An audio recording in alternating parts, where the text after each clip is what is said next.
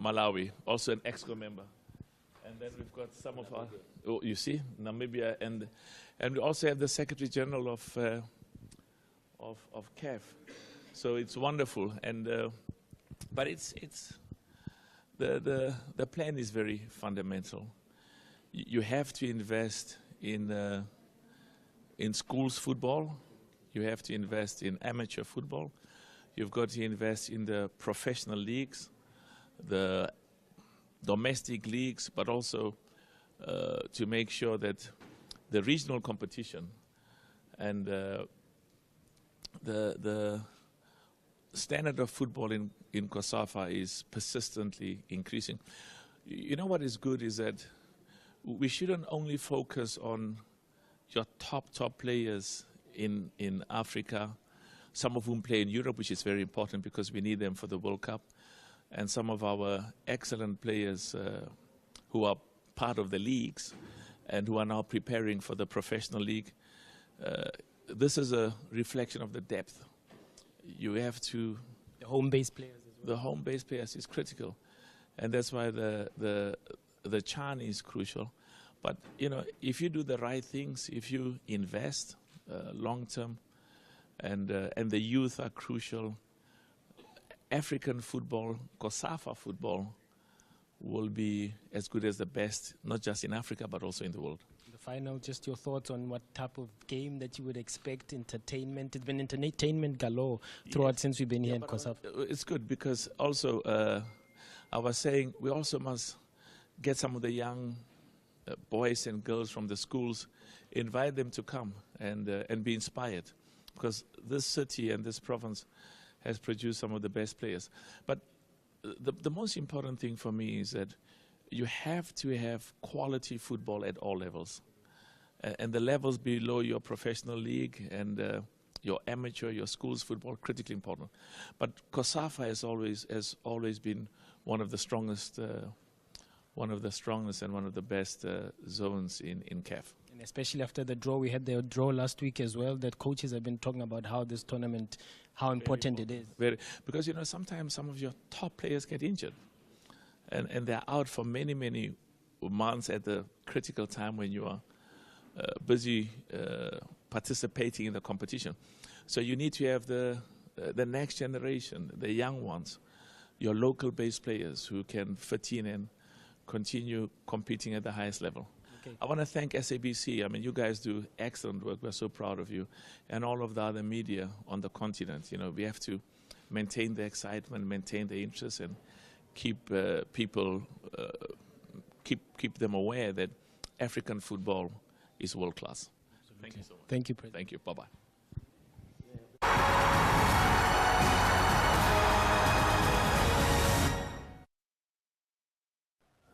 This is the moment we all been waiting for. That is the final of COSAFA 2024 and the match between Angola and Namibia. It is an appetizing final, and we will see who is going to take this trophy home.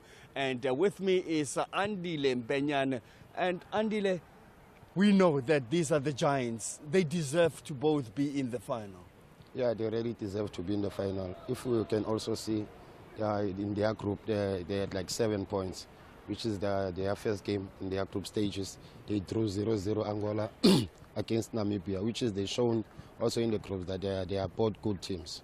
And talking about both being good teams, they are both hungry for success today. Yes, they are both hungry for success, which is the last game Namibia they played, they won on penalties. Mm-hmm. Also Angola showed that they really want to win this final, which is Angola, they have a good team going offensively, like they're playing like good football. Also, we can't write off Namibia, they also playing good football. We've just come out of a game where it went to the last seconds of penalties. And are you thinking that as much as we've seen penalties in the last, 2-3 matches, do you think this one will go all the way? Is it going to be that tough contest? It is possible, Pramax. They can both go to penalties, these teams, which is they drew in the group stages. And when you say that, one remembers that when we looked at Comoros, we never thought that they could be a troublesome side, and they just came out to be right until the end. Yeah, they're really playing also good football, which is they were so disappointed in the not getting the third place. We could see also the players were crying. Including the coach Yeah. not being here with us because he just couldn't take it. Yeah. But then also the players, as you say, crying through the tunnel and just not happy. They needed this badly. Yeah, they really needed so badly, but they couldn't have done it. But I think they're playing good football. They're playing good football, yes. And Angola just arrived, and we just want to see them just arriving and just in that change room, putting things into place. And as they put things into place, we realize that they have those players that are as solid as they've been. Lenganga, Hosi, Domingos, Mendino, Tepu, the big striker, and then Pedro, Vidino, Sandro, Berna. They are a finished side. Caliano also, complete outfit that they have been throughout the tournament. No injuries, by the way. Yeah, Caliano has been playing good football. He's their captain. He scored an early goal the last game that they played. I think he scored 3 minutes. The game has started. Also, their striker, Tepu. What a good footballer, a good finisher. You're talking about them having good strikers and finishers. One thing I have admired about them, even when I was coming down here going through the change rooms, but in every game, have you noticed that they've been the noisiest in this tournament? Dancing, playing this big loudspeaker in their change room. Yeah, they really believe to themselves. They are a good team. They are a good team. Good team, but they're up against the side that is very, very unassuming. That is Namibia. And Dosiro, their goalkeeper, was very brilliant in the last game, one man of the match. But then the Mezua, that is the man that has been banging goals for them. But a side that is led by Colin Benjamin, the coach that has a lot to say about the future of this team. But also Kalula is the man that is expected to be leading this Namibian side. Yeah, as I was saying, they are a good side. They are a good side with their striker, Museu. Also their goalkeeper. It's a good player, which is saving a lot of balls there in those goals. Now this is the official starting lineup. Let's just go through that. Take me through. Andile? Yes, you see, they also have Antonio de Mwanza. They are in the middle, which is their number 10. He's really playing like a good football. Also, Caliano there as their also midfielder.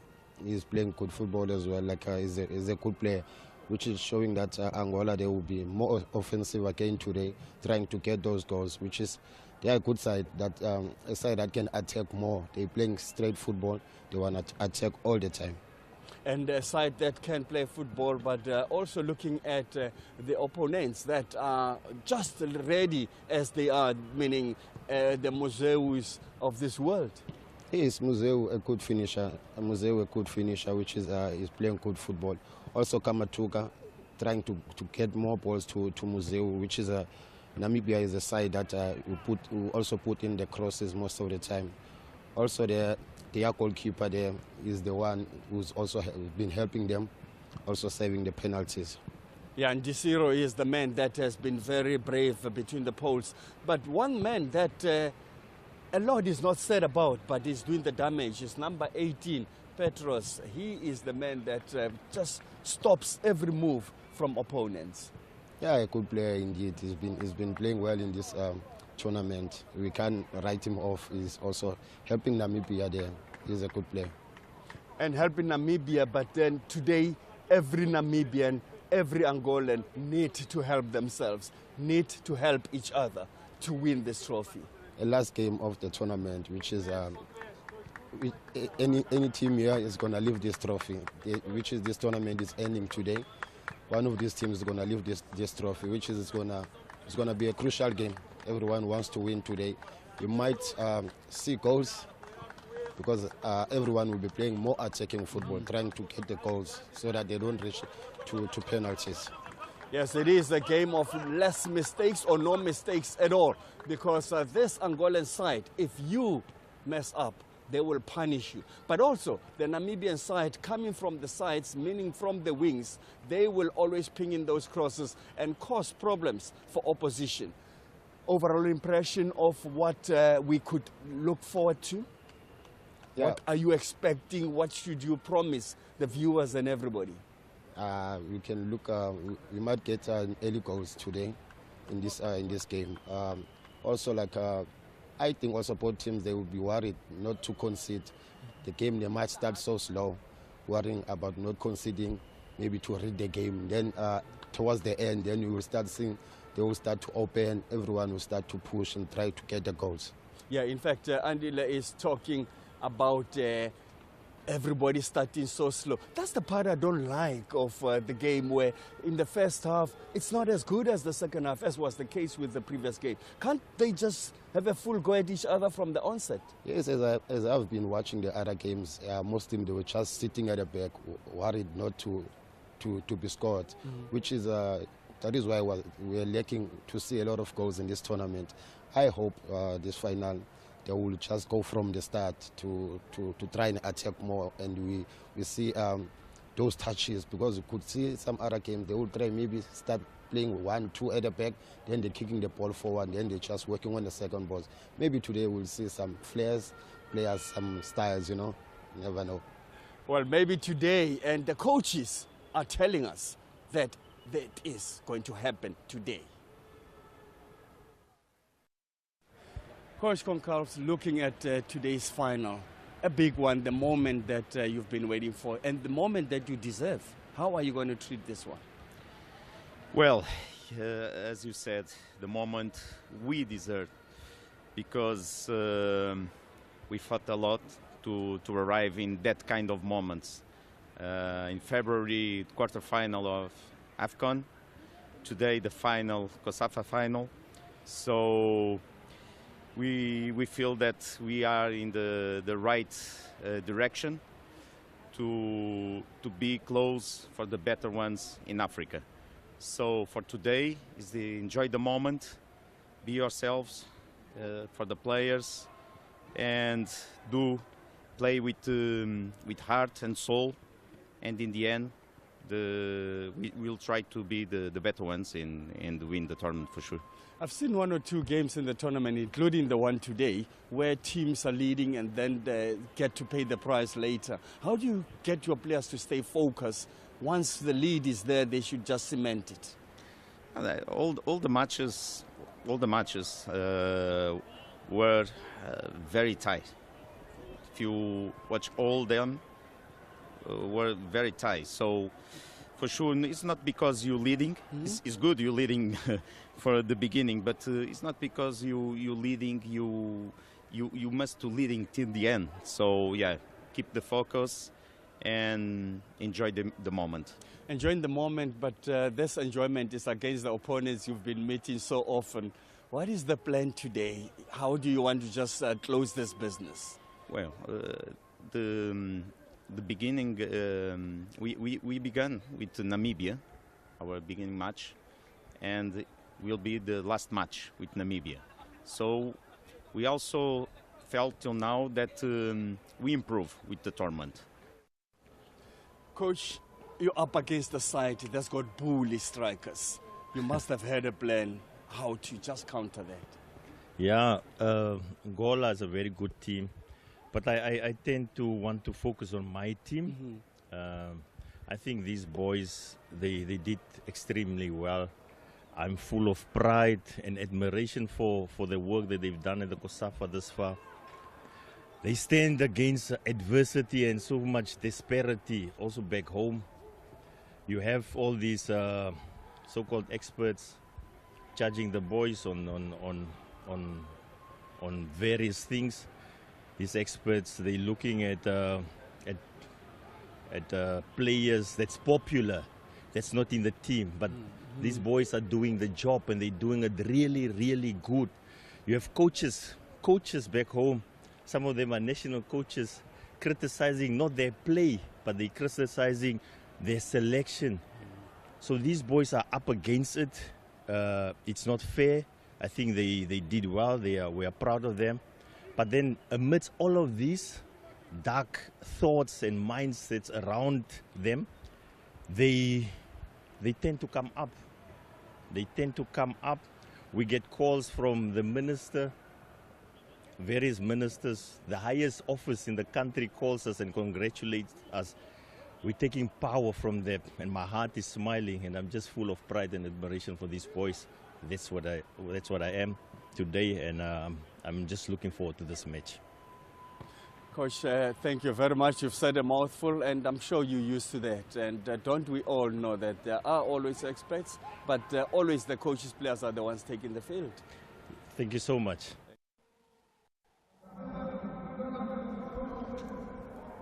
The 2024 Hollywood Best COSAFA Cup comes down to Angola, looking to be crowned champions for the first time, ending a 20-year wait, facing Namibia, whose only crowning as champs was 9 years ago in today's final at the Nelson Mandela Bay Stadium, as they meet for the 5th time in the competition history, and Namibia are still in search of their first win against the Angolans.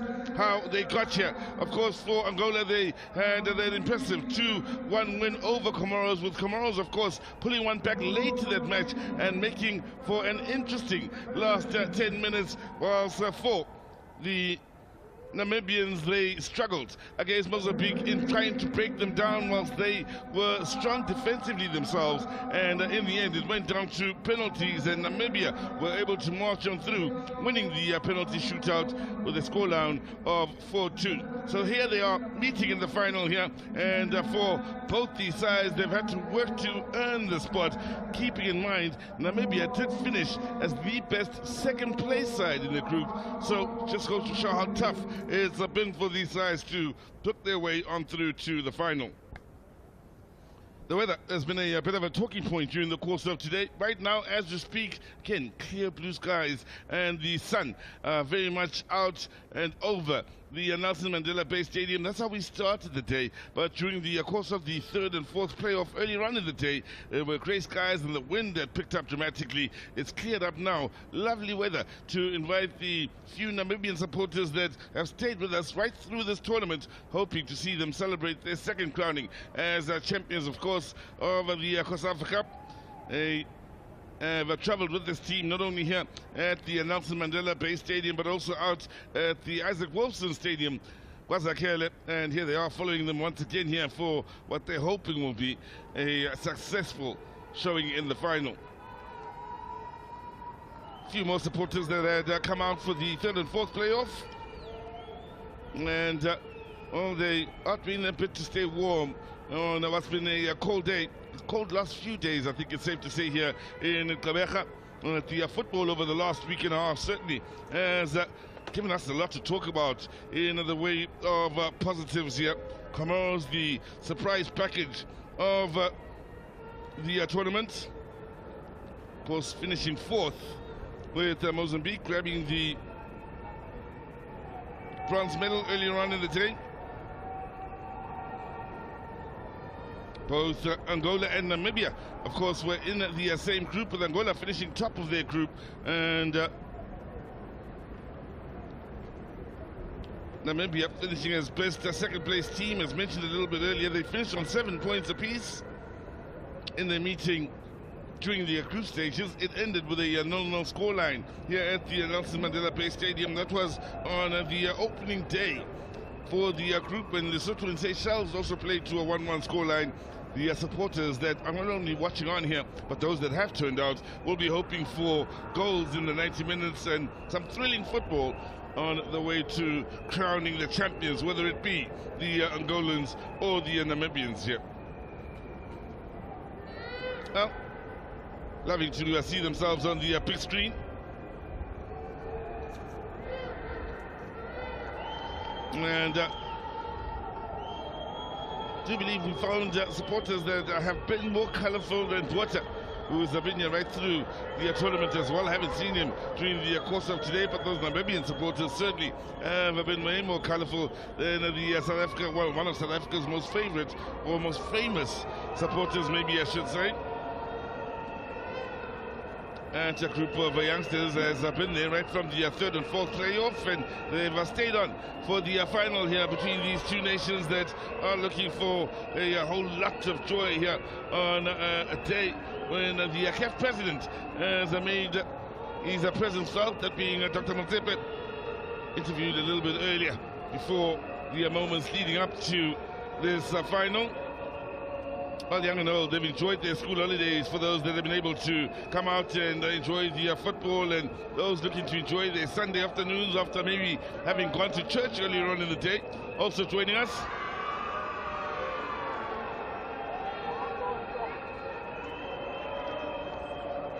Always a fun time when you're out at the stadium and you see people seeing themselves out on the big screen. Some shy, some enjoying the moment, some showing their love, and others still making their way in. Very much welcome here. For those of you that may be nearby, we do encourage you to come on through and enjoy and give us a bit of an atmosphere here as we close off what has been yet another very successful Hollywood Bets COSAFA Cup. Alfred van Heerden amongst those that are leading out the trophy. It will either be won by Namibia or Lesotho here on the day.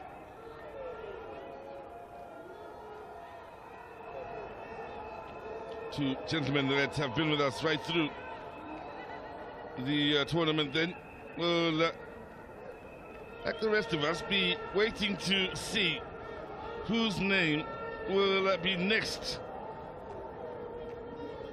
Winners going back to 2013 out on that trophy, and the list of dignitaries, of course, that will be making their way out. Just about ready in what is quite an important day here for the nations of Angola, as well as Namibia. More and more supporters now joining in the festivities, giving us a bit of an atmosphere for those out in the stands.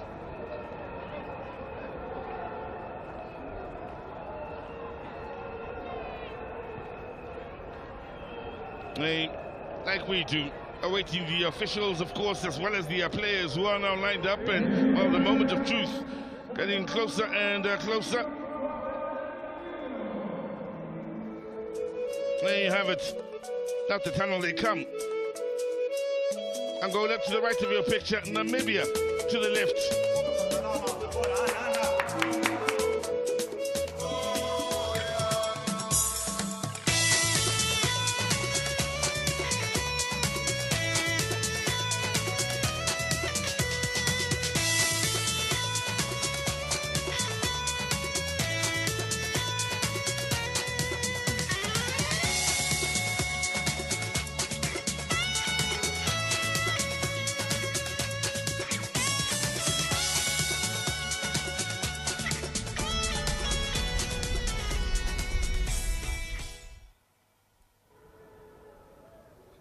Ladies and gentlemen, let's welcome our dignitaries to the pitch side for a meet and greet with the players, led by the match commissioner, Mr. Kiba Mohonyane. In the following order, the COSAFA president, Mr. Atu Almeida Silva, CAF president, Dr. Patrice Motsepe, CAF secretary general, Mr. Veron Musenga Omba, RSA Deputy Minister of Sport, Mr. Honorable Peace Mabe, MEC of the Eastern Cape Sports, Arts and Culture, Ms. Bulele Ngongo, our Executive Mayor of Nelson Mandela Bay, Councillor Gary Varnikek, our SAFA President, Dr. Jenny Jordan, Hollywood Bet Senior Sponsorship Coordinator, Mr. Menzi Novo. And also Mr. Fina, our President of the Eastern Cape, SAFA, as well as Mr. Mkangelwa, our SAFA Regional President. Well, the list of dignitaries read out in, and all the important moments here leading up to the final.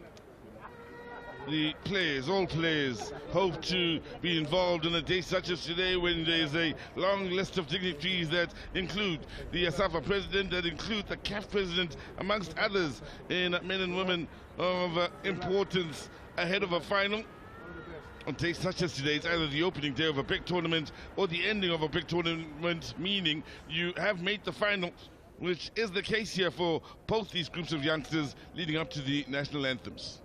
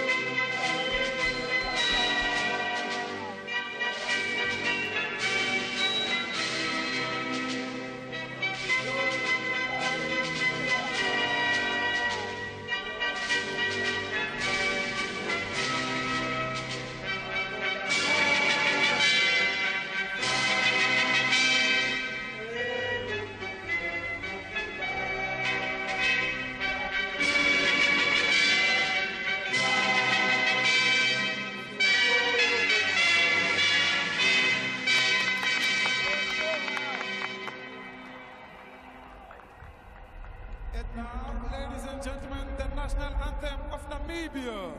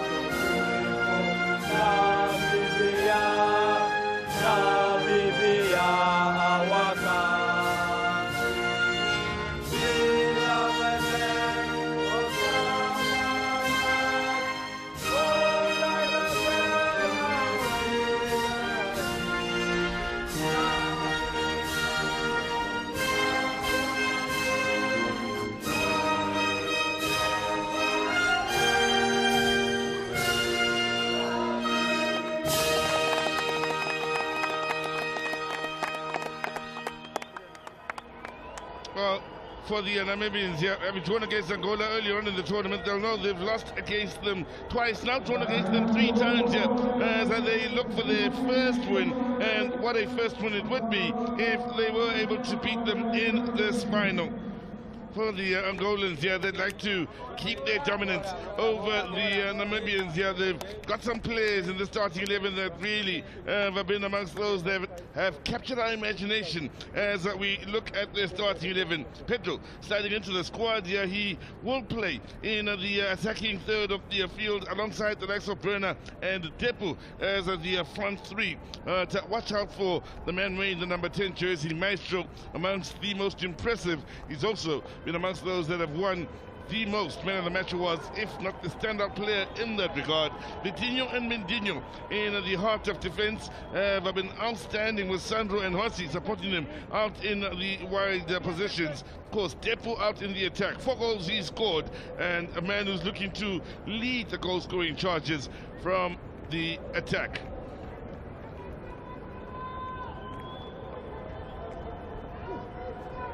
The match officials will be led by Ahmad Erelal from Mauritius. He's assisted by Senio Marungule from Mozambique and Timanaina Andriatia Narivelo from Madagascar.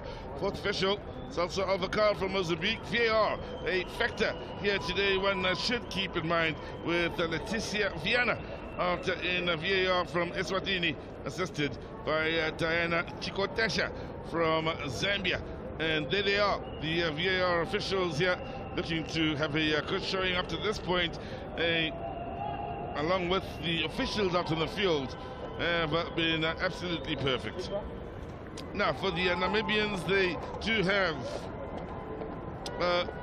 Gambanda coming into the left-back position, which means that Ruombe can slide back into a midfield position alongside Peters and Kasumbe out in the attack. Keep in mind, Museu on 3 goals, with Kalula on 1 and Kamatuka the furthest forward.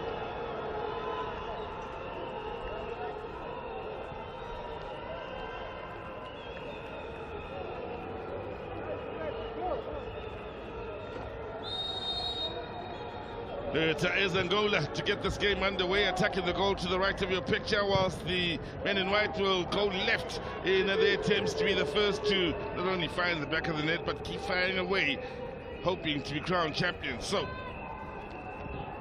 it's Namibia trying to play it out from the back out to that far side. Maestro amongst those are closing down. First header won by Mintinho. We'll be hoping first of many in the heart of that defense. Werner with some nice touches and winning it back nice and high up the field. Hussey already pushing forward, knocking on the edge of that final third here for the Angolans. Ambira with the clearance.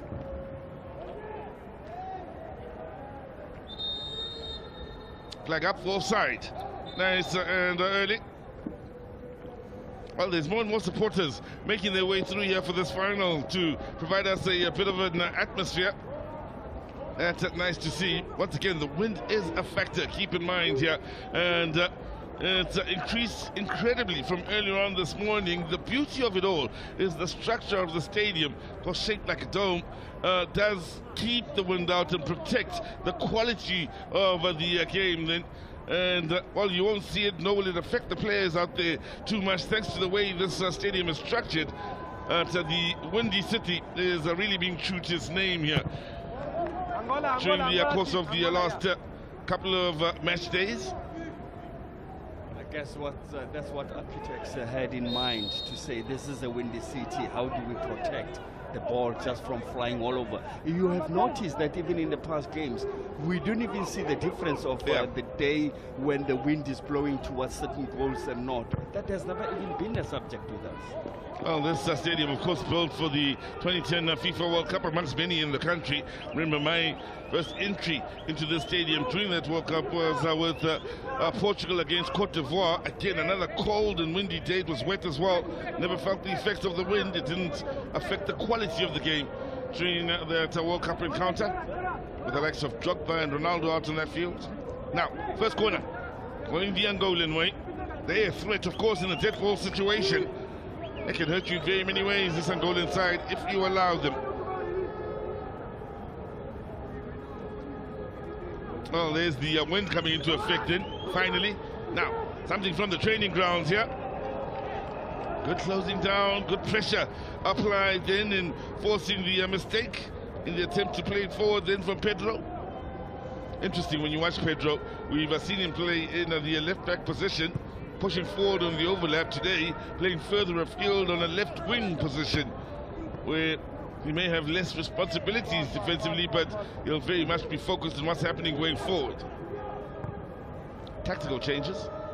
Yeah, he's the type of player that the coach must have realized that often in every game, every time you realize that the opposition coaches will always be, or tactical staff, will be sitting on the stands and getting the moves and all that, and they trying to confuse the enemy. Flick on by Maestro. And you know who, trying to get onto the shoulder of the last defender, straying just offside then. Depu, as he looked to go one-on-one then against Hambida for the first time here this afternoon. He loves those sort of situations, Depu.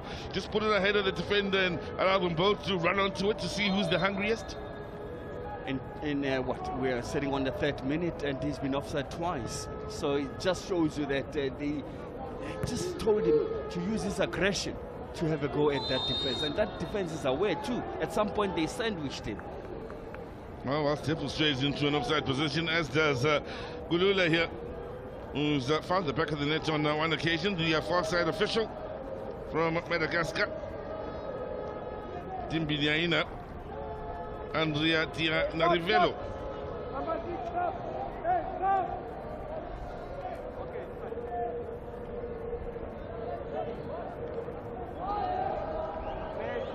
And who plays for the Traders de Luanda, Mindinho, looking for the early ball forward. Bernardes with the flick on here.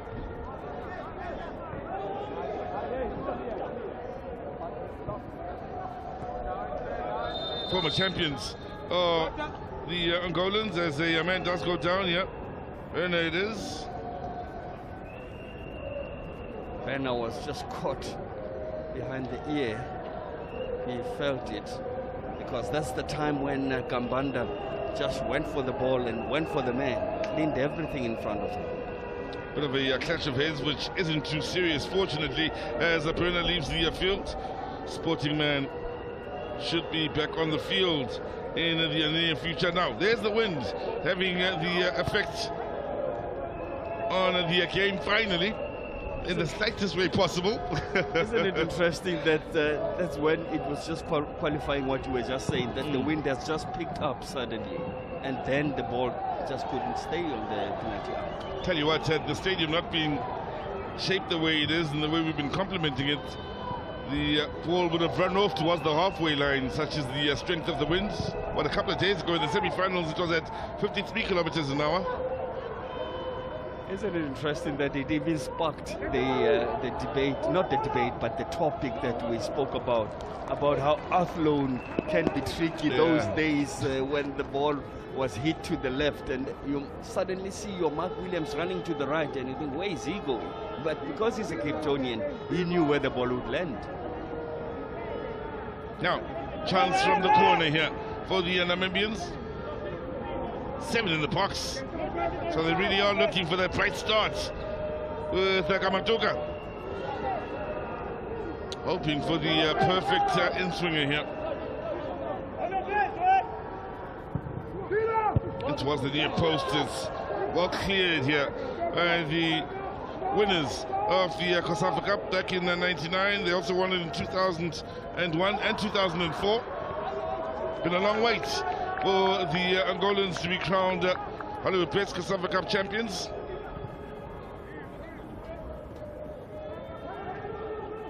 They were finalists last in 2006, where they ended as runners-up. When you have it, there's the wind.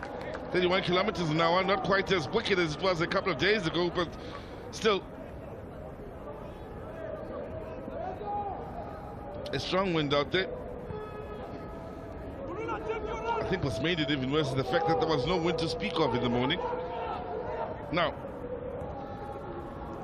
Gulula, Blue Waters man, unable to keep it moving here on this near side, looking to bring the Skukune United player into it.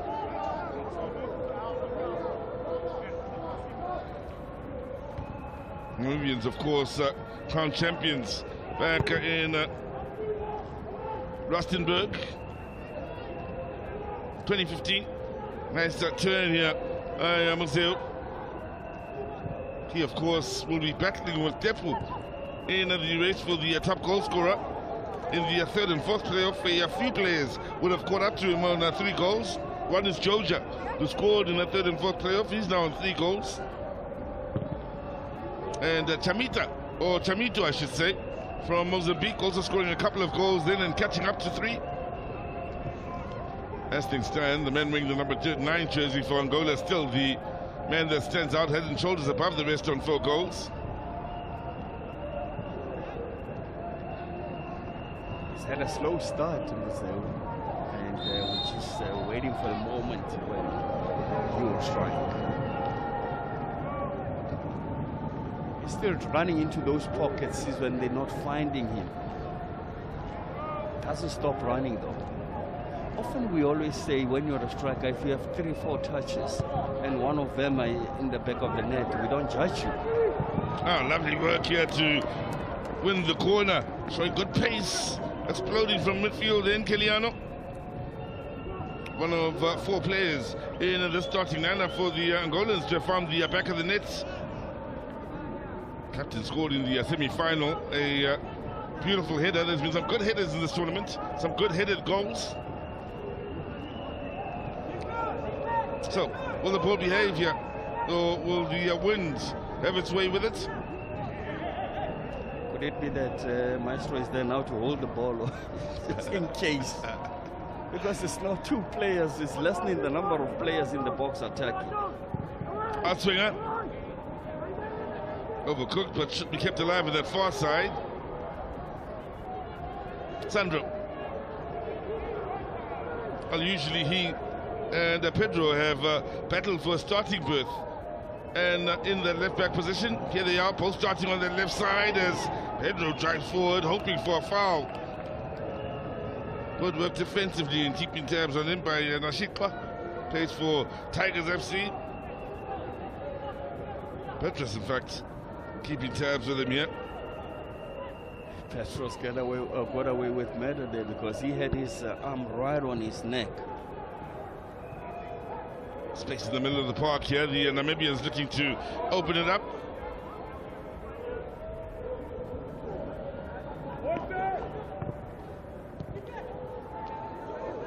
Oh.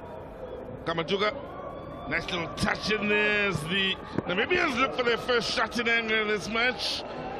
Kasume with a lovely touch from a midfield and driving through with the shot from a tight angle at the end of it all. Finding really well placed, Langanga. He just made himself an option there for third man running, and that's when the Namibia, in fact the Angolans were looking at a white jersey that was facing the action, and suddenly in sneaked Kasume.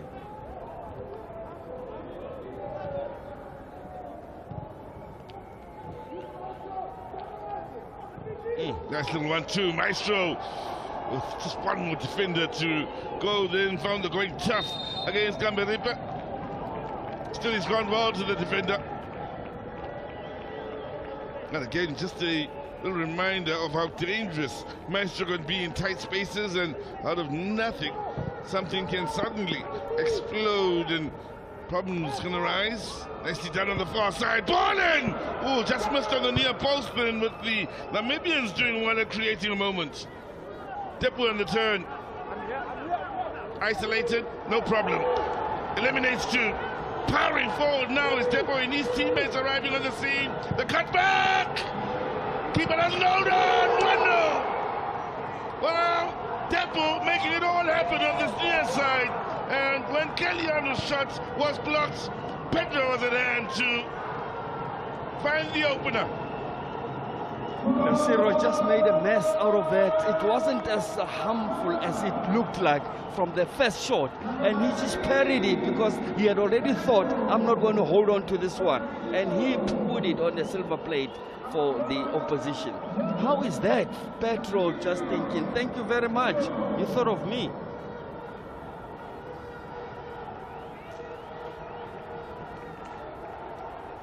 Well, they had a moment, did the Namibians on the other side of the field, and immediately Depo goes on a run here, eliminates 2, and problems start.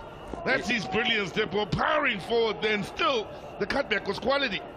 But how was that for knowing what to do? There was no one in the box, and he thought outside the box there could be players lurking, and yes, lurking they were. That is Keliano, and then the keeper parried it, just giving it away just like that, and he just gave it to Pedro.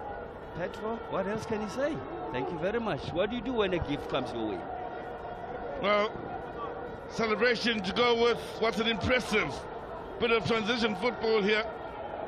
And, well, the Ciro will take a lot of the blame then for placing the ball right into the danger area. after having denied Tiliano. Oh, a lot can be said about the goal by Pedro, but the powerful bully, Depu, 10, leaving 3 white shirts stranded. Now, little touch defensively then doesn't pose any problems really for Langanga as he releases out on that far side. Pedro under pressure.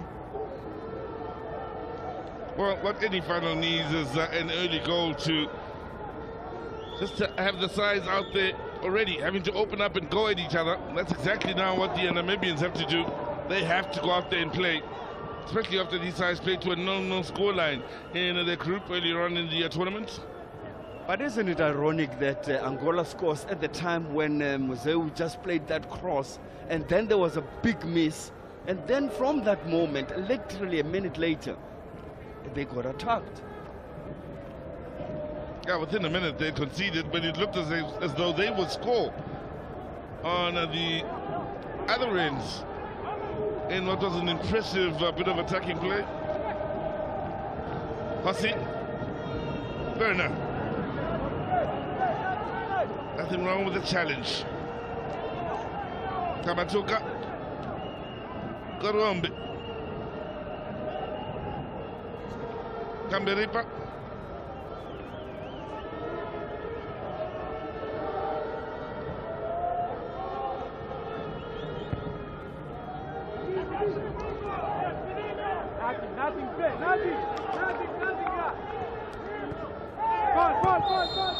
Looked a foul here on this near side for the late challenge on Mindinho, the central defender, playing almost as a right fullback until he was brought down here by Gambanda.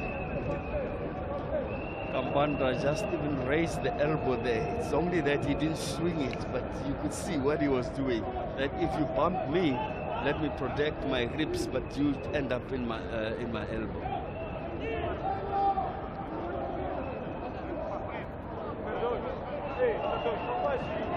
That's the worst moment for any striker, when the defender stands firm, open the legs and bend the elbow, or even hold on to his hips, because you come with your full chest hitting that elbow. Hurts. Interesting angle on that ball. Interesting attempt to try and get onto the end of it by Pedro. Chasing down absolutely everything. That's what also giving them the slight advantage in this tournament. We've seen Depo doing it, now you see others getting into the mix as well. Now, from this moment where they missed it on the near post and should have scored, they went on to have some serious problems. Lovely first touch, holds the defender off. Now, let's go. Boom, 2 out of the equation, and the rest, as they say, Mafa, is history, as he cut it back perfectly. And, oh, Pedro is a gift. And looking at Hossi there, he mishit the ball before he gave it a good clearance. Situation that looked fully under control. 2 men on Depo. What could go wrong, you're thinking? Before you know it, he's exploded beyond the 2, and they're chasing the game. Many other defenders that have been his victims during the course of this tournament, and there have been victims where they look to have the situation under control. It's a 2-on-1 situation, and out of nowhere they find themselves having lost out to Depo and his determination. All alone in the attack. They'll all be watching on now saying, oh, we're not the only ones. More have been added onto the mix. Talking about victims, that's Pedro, victim of injury. I saw his turning of the hand. Looks like he says he's twisted the ankle. We'll see how it goes there. But he looked very uncomfortable. Had a good start to this tournament, Pedro. Very involved. The man who picks up his injury here.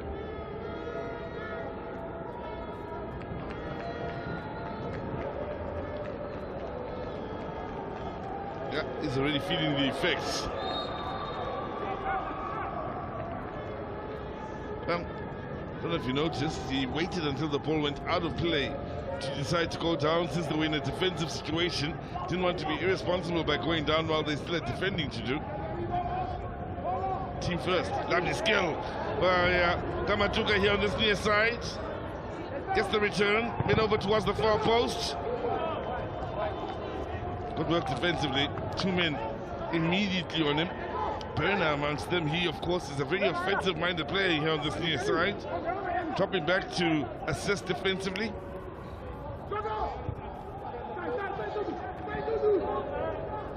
Good work in keeping it alive here. Now they need to be careful of situations such as this. This is when Angola can hurt you. Berner. First backwards. Deadpool giving chase, and all's well that ends well for Namibia.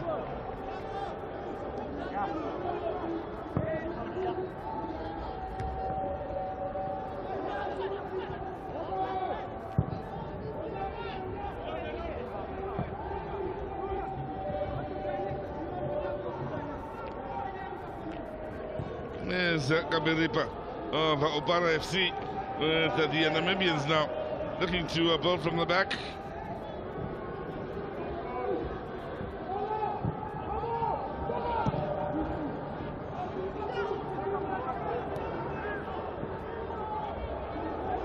Space here on this near side to attack. Driving forward here. Here's a Hossi. Again, looking to find the late arrival, possibly, of Maestro inside the box. Good challenge. There it is, ball in. Maestro.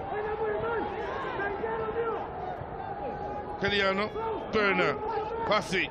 Maestro with the movements. Angola looking dangerous when they probe at times. Anyway, we'll do for the Namibians.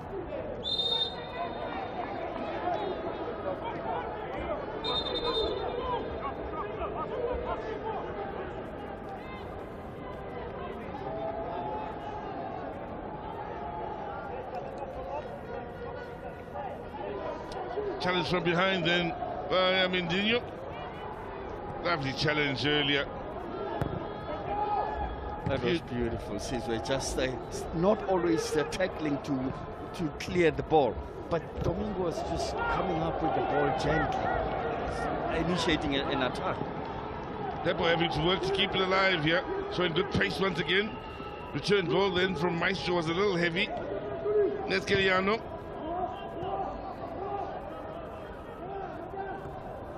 Hossi. Having to work to avoid the corner. The zero of African Stars. In the defense, there are 3 from African Stars here for the Namibians. He, as well as Kambanda and Hambira.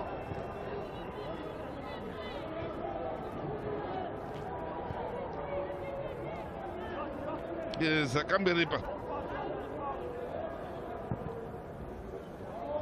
Well, just mentioned they played to a 0-0 scoreline in their group.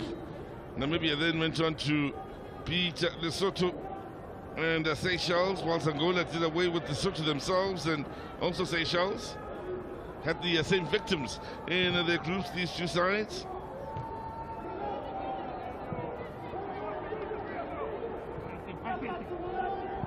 Pressure applied by Petro. Yeah, that first touch was important for Desiro since he decided to take it away from the oncoming Angolan.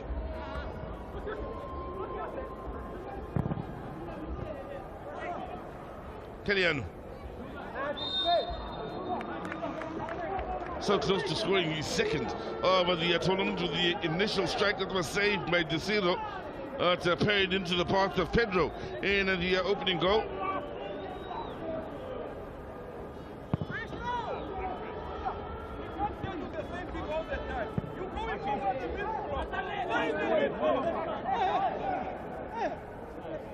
Maestro wanted it down the line then. Berner wasn't in any hurry to take that throw in. Did you hear that line or message coming from the bench? You always go for a missed ball. You're doing the same thing all the time. That from the Namibian bench. Pedro on the turn. Mai is quick. on the corner then.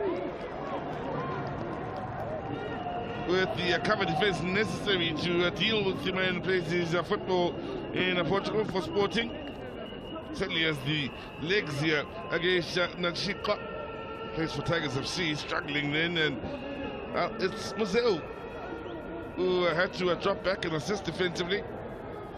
Angola leading in scoreline, getting their third corner to Namibia's one.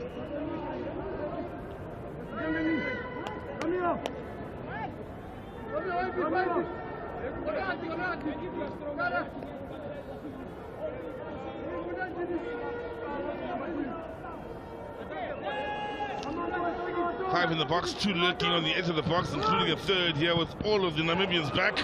First touch and shot coming in then for Mendinho, who didn't get enough purchase on that and allowed 2 touches in that sort of position. Dangerous here for the Namibians. Lucky that he didn't get power on that. Well saved nonetheless here by Desiro. Yeah, he just had the first effort and then the second, and the Mendinho was just unfortunate that he didn't contact it well. Oh, defender done in as a Maestro wins the corner. That first trick had him done. Separated his body from his soul. There he is, gone. And he waited for him, tried him again. He said, I'm not going there anymore. I noticed you're not going there. But give credit to the defender there, that's Kampanda, because he just focused on the ball. So keep going with your tricks. Yeah. In swing it will be this time from Brenner.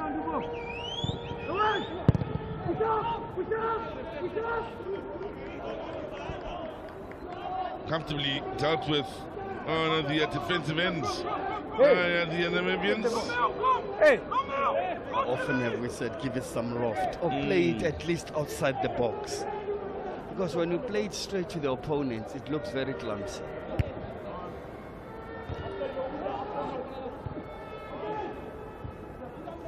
Well, the Angolan supporters will feel they are due some sort of joy here in the way of the Hollywood Bets COSAFA Cup. Outside of that runners-up finish back in 2006 when they'd won it in 2004.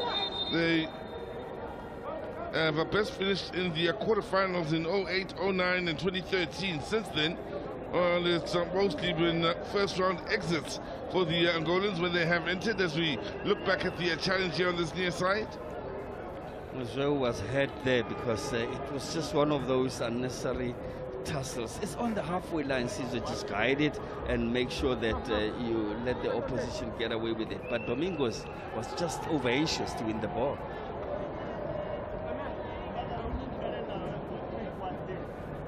the Black Leopards men kept quiet so far in this encounter.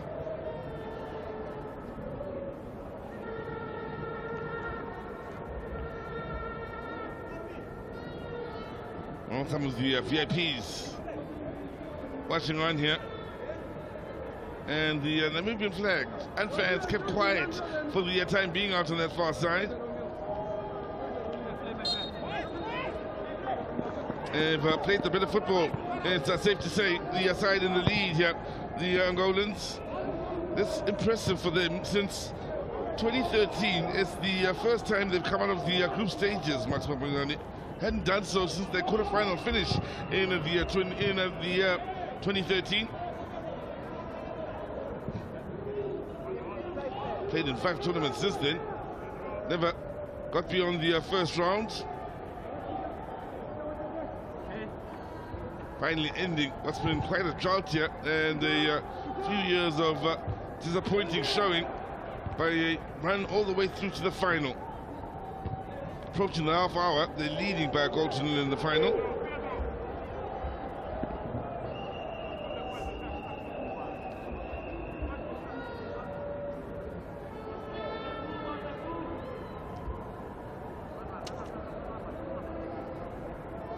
Sandro going down the line then. Can tell you that Burner and Pedro seem to have swapped sides here, with Burner now out wide on this near side. There he is, bottom of your picture, when he started the game mostly on that left side.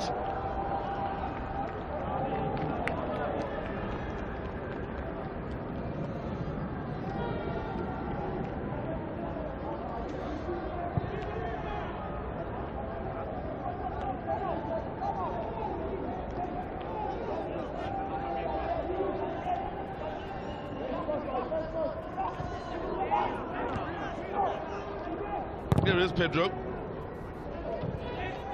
Of course, now he's going to have to come inside to use his left foot to send the ball upfield or to cross it. There he is again, very much infield here, while Maestro is now the furthest man out wide on this near side. He's a busy man, and making that is number 13, Pedro. He's always giving the big man, the striker, that option to say, I will be there next to you on the left or on the right.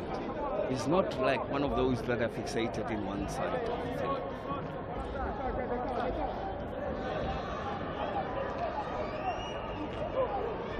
Last finalists, the Namibians, not too long ago, just in 2022 when they made their last final.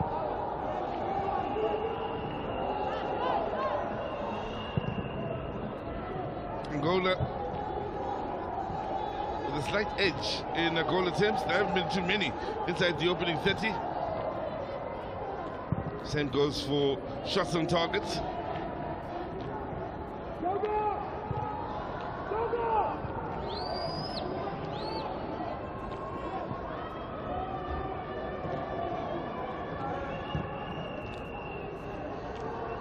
So, under 15 minutes remaining on the clock, plus whatever time will be added on at the end of the half, and Namibia still struggling to creating some moments here in front of goal. Depo. Whistle had gone, then there could have been problems beginning for Namibia. Yeah, even though he had a heavy touch, he wasn't going to get that, but again, that push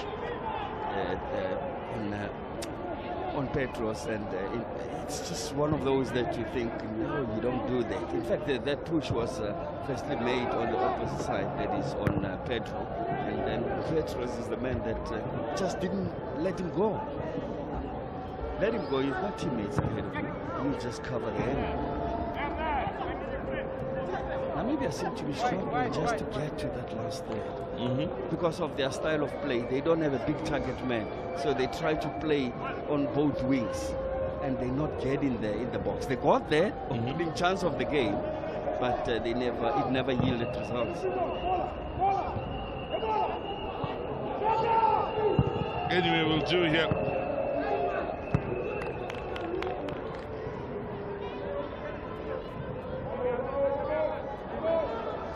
Certainly has been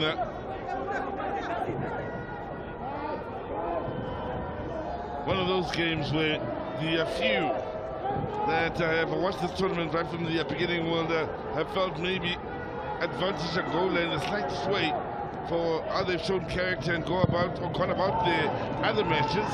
Keeping in mind they played to a draw in the group stages, both these nations, but I think Angola did have the advantage. It's just their options of how they hurt opponent sides.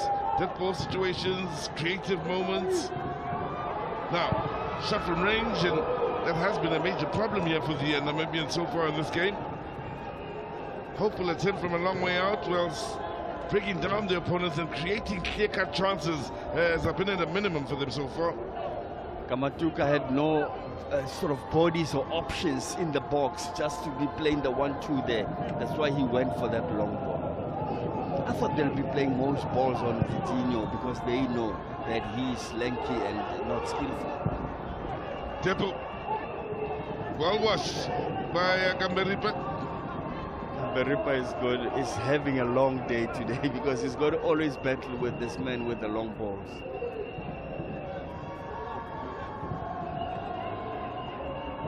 Turning into trouble. Lovely work by Mindinho to win it back. Well, Perna stayed down then, should be up in the next few moments.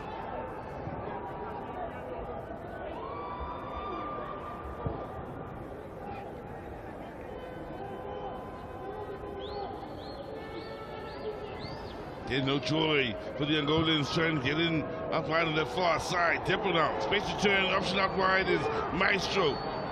Depo working hard to get into the box, as was the run being made on this near side, but Maestro's ball for once leaves a lot to be desired.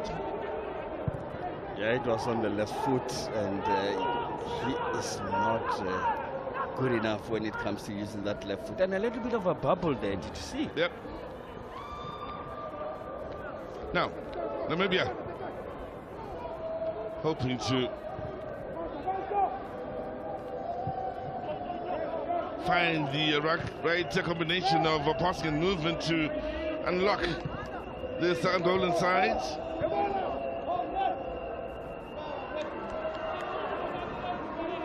Kalula with pressure every step of the way then, so in the end the Blue Waters man runs out of space.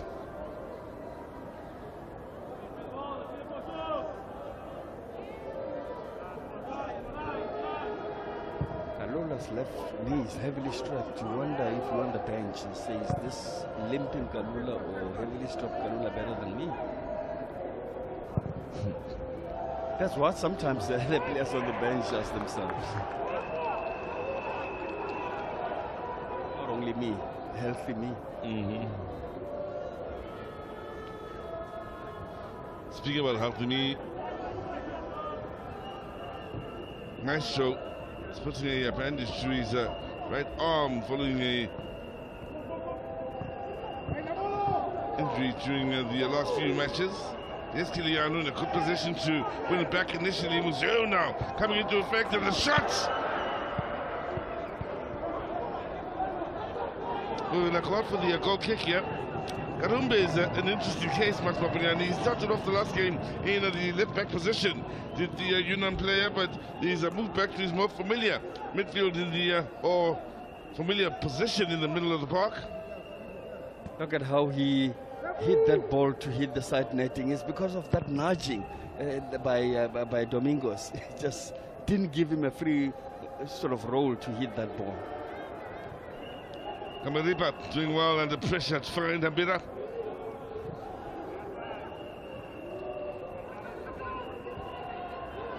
Kid having to work was Karumbe in and keeping it moving. Museo now driving forward.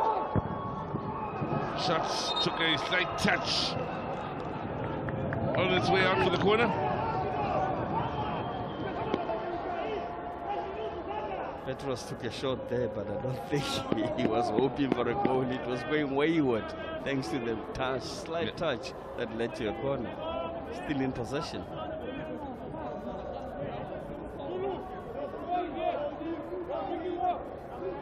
Now, only the second corner for the Namibians. Into the near post and matched up by Langanga.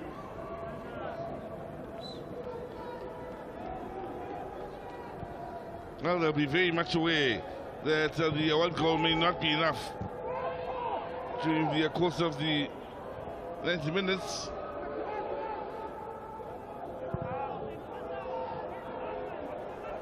There's space here for Maestro.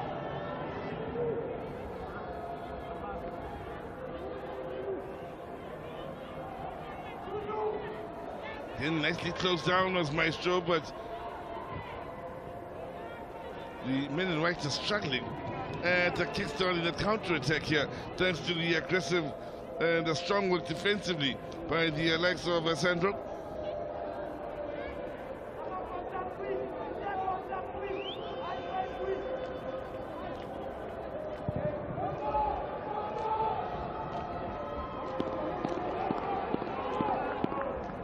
Well, we approach the last 5 here for the Angolans.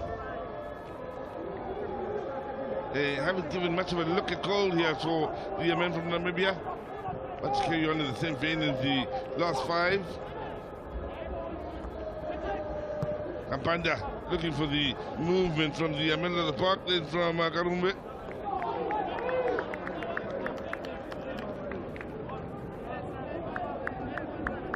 Those long ones will always be protected by the big defenders. I mean, look at how Domingos just shielded his man, making sure that it just goes out harmless.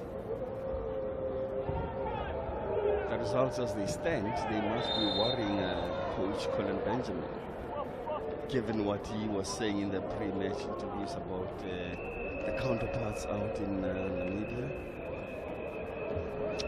It's more like, as we look back at the last play, back home there will always be with any team that's leaving. Those that see it one way, those that see it another. And all these words were with the negativity from some sections of the Namibian game. These boys have done well to get to where they have, and now problems, serious problems then for Ambira, as the communication is nowhere to speak of, and sneaking in is a poor old hard-working Pedro, and he reckons he took a bit of a knock here. And that wasn't even deliberate, so I don't think you'll get a penalty for that, because he was just coming in from nowhere, and there the defender messed up. And I think it's the man, Kamberipa. No, it isn't. It isn't. It's Hambira. Hambira just was too flat, and he wanted to steal it from him. Kicked him in the interim. Oh, stood on his ankle. Wasn't deliberate though. He was just reacting to the wake-up call. There is a penalty check by VAR, yeah, so that'll be interesting, whether it's intentional or not. If it did bring him down illegally, well, they will ask Ahmad Herilal to have a look here. Under 5 to go until the end of this first half. This could be an important moment in whether Angola get to stretch their lead or not. To me, it was like reacting to the situation that unfolded right in front of his eyes and tried to clear the ball. It wasn't like, oh, I'm going for the man.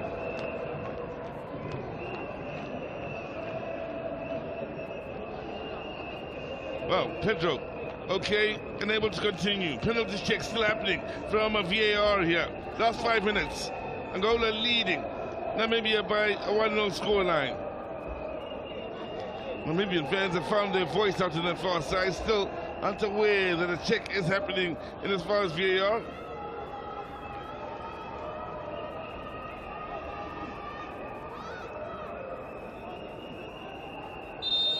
There you go. He has been asked to go have a look as Ahmad Herilal. Leticia Rihanna of Eswatini, as well as Diana Chikotesha of Zambia. A long, hard look at this before making the decision to ask the man in charge of this game to go and have a look. Now, there's that contact, Max. That's what he can be penalized for, just stepping on him. But whether it was deliberate or not, he just quickly realized that there's a man coming to steal the ball from me.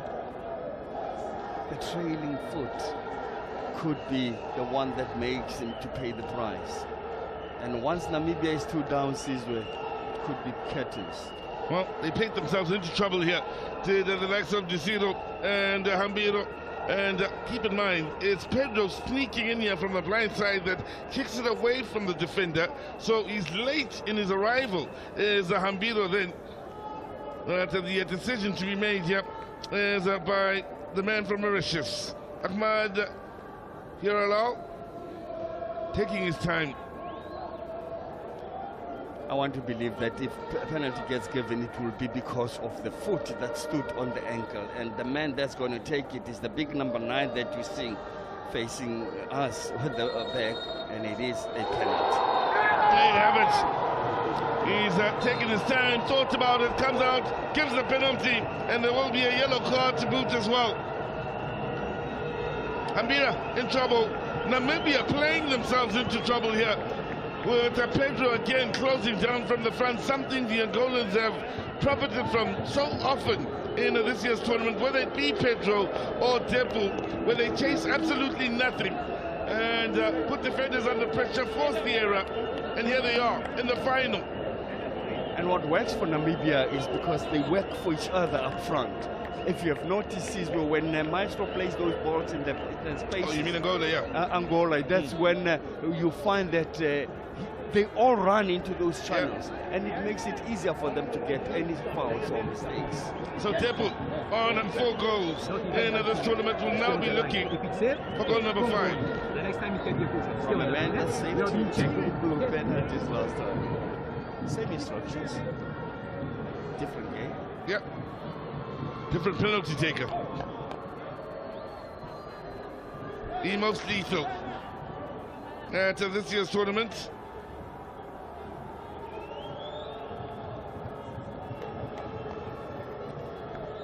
looking for the 2-goal cushion. Looking for his 5th of the tournament. Depo finds the back of the net. Angola lead by 2. In the minutes leading up to half-time. And Depo gets on the scoring sheet here in the final. Just before Depo touched the ball, that's when Ndisiro always almost moving away, giving him direction that I'm going this side, which is my right-hand side. And Depo just opened the foot and said, thank you very much. Well, he joins the all-time top goal scorers for Angola in the history of the Hollywood-based COSAFA Cup. Joins Aqua and Love, who scored 5 goals in the COSAFA Cup for Angola in the past, ahead of Petinho for Flavio on 3, Babululu and Mateus all on 3. Depo now making history with just about every strike here in this tournament. No one will catch him. Business done. He's the leading goal scorer of this tournament. He's got his shin pads with a cross on it, and every time he scores, he just takes them out and kisses them. Now,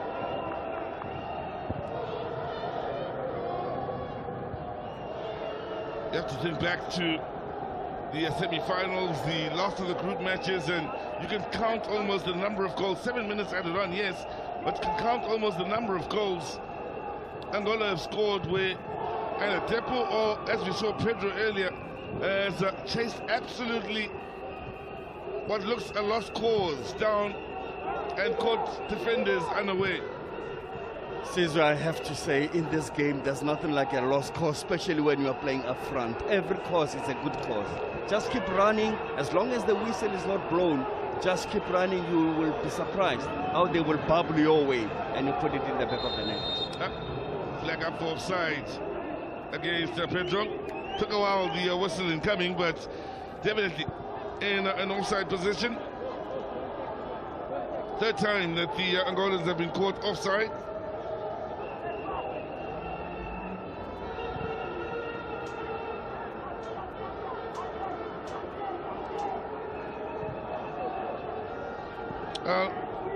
For the Angolans, yeah, the last time they won a final back in 2004, beating Zambia in Lusaka on penalties in a game that ended with a 0-0 scoreline. Here they are 2 up against the Namibians in the minutes leading up to half-time.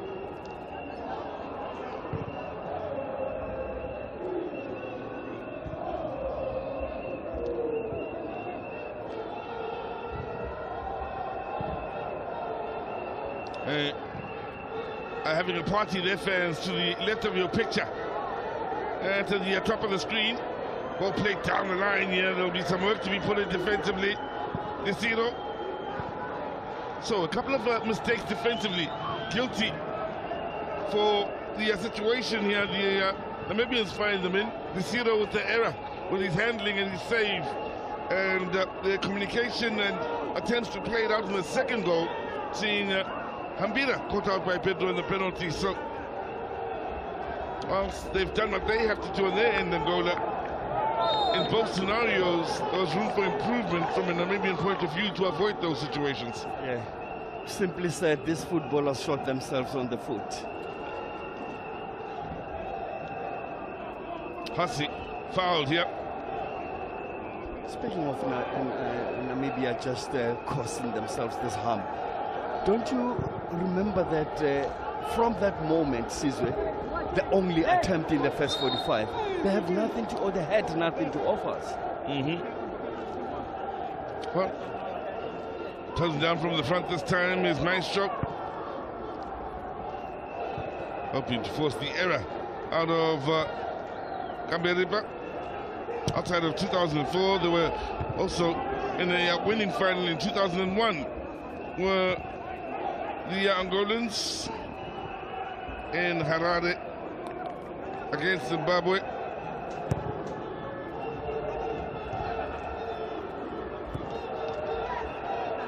Winning 1-0. And that was in the second leg. First leg, it ended with a 0-0 scoreline in Luanda.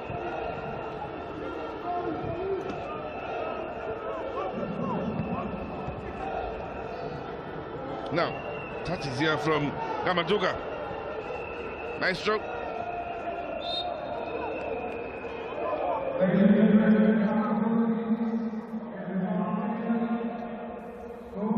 Well, the SAFA president as well as the CAF president, both at the top of your picture, watching on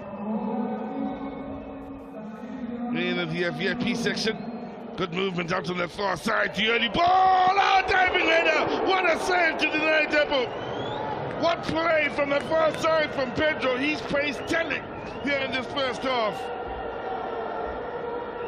Desiro with his best moments.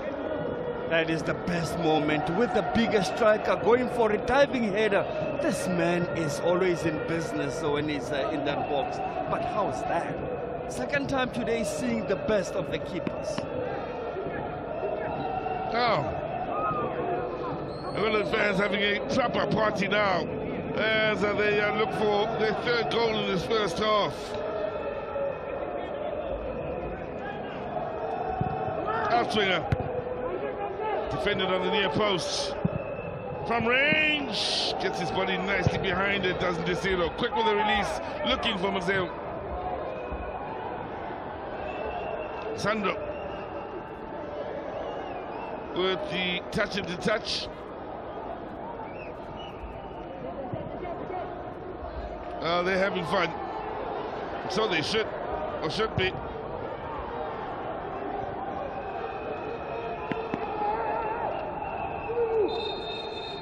Depo that time with the wayward header, conceding the throw-in.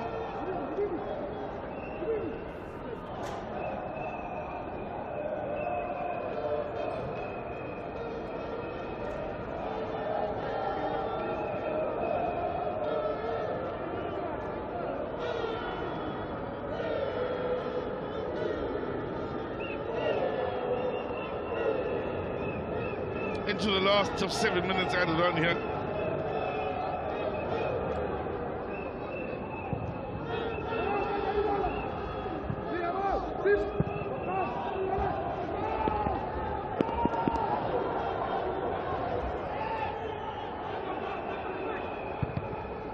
Kambanda offering it after the throw-in.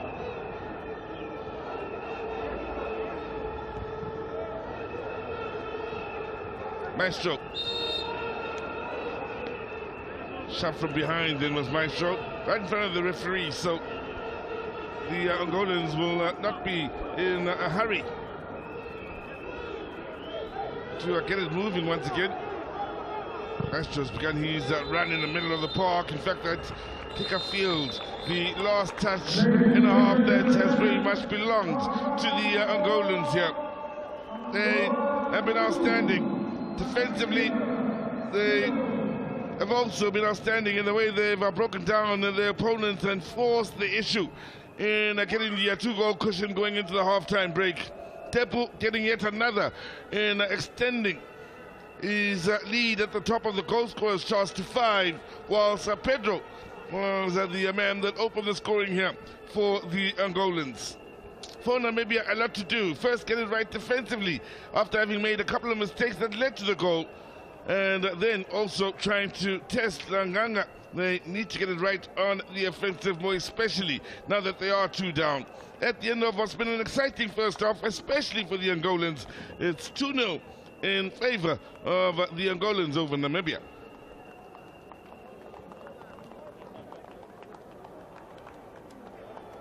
All the numbers will point towards Angola after a half where only 1 yellow card was shown to the Namibians then, and well, they were better and attacked the Angolans. They created the better moments and more of them, with the goal attempts and shots on target well in their favor, with Namibia only having 1 on target in that first half. They also had the better in ball position, so in all departments it's Angola that have been well, dominant in that first 45 minutes. Namibia have a lot to do in just about all departments, in just upping the gears a bit and changing the momentum of the game in the second half, if they are to do so. But it's Angola very much in the driving seat at the end of the first 45.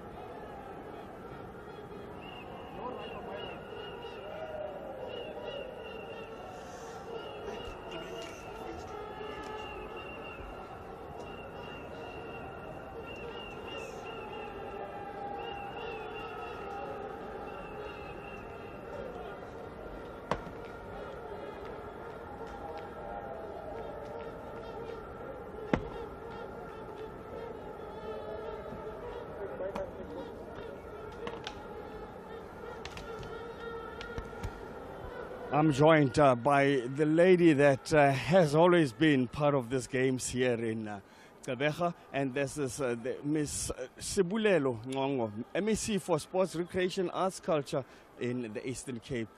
MEC, looking at COSAFA coming here, that must be giving you a lot of pleasure. Oh, well, thank you so much for the opportunity. Good afternoon to you. Indeed, when you talk about the question of economy in the province, this has made a huge impact. This tournament has contributed to the tourism sector of the province, and as well as the hospitality sector. We'll talk of transport. It has also been this tournament has also contributed to that question. And however, the province is very pleased to have been hosting this tournament here in the province, because this has got a serious impact in the creation of employment, even those that employment is temporary, but people would have something to put on the table for the time being during this tournament. So we are pleased as the province to host this tournament, and we would look forward to host it again if we are given an opportunity to do so. In fact, rumor has it that you'll be hosting it again, and if that's a fact, it's going to maybe make people here believe that this is a tournament to be had. Yes, of course, as you said, it's the rumor. The rumor is that we would be hosting it, the Women's Championship in October.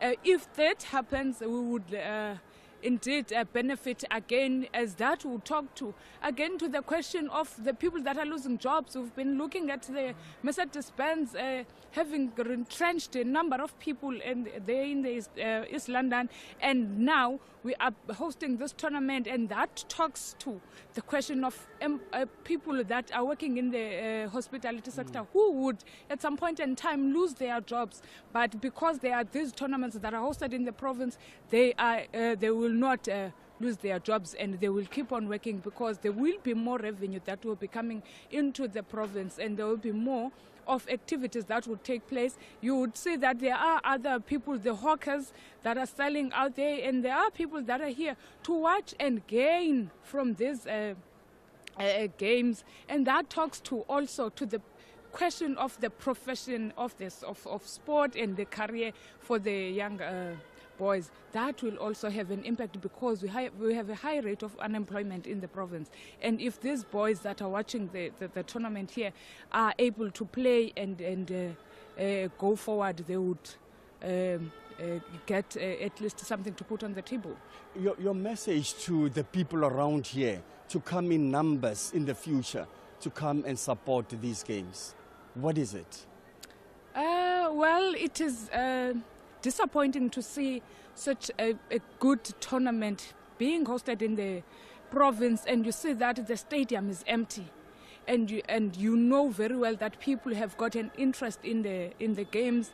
But I am saying I want to commit to say, with COSAFA, let us sit down and plan, so that when we talk about this tournament, we are able to know who is responsible for what, in terms of publicizing the tournament, in terms of advertising it, emphasis on the importance of this tournament. So I must say, this is the last time you see the stadium empty. Otherwise, in the next, even if it hosted tomorrow, you would see the stadium full. I am committing to that, because I know that the Eastern Cape has got a capacity to do that. MEC, thank you very much for the interview.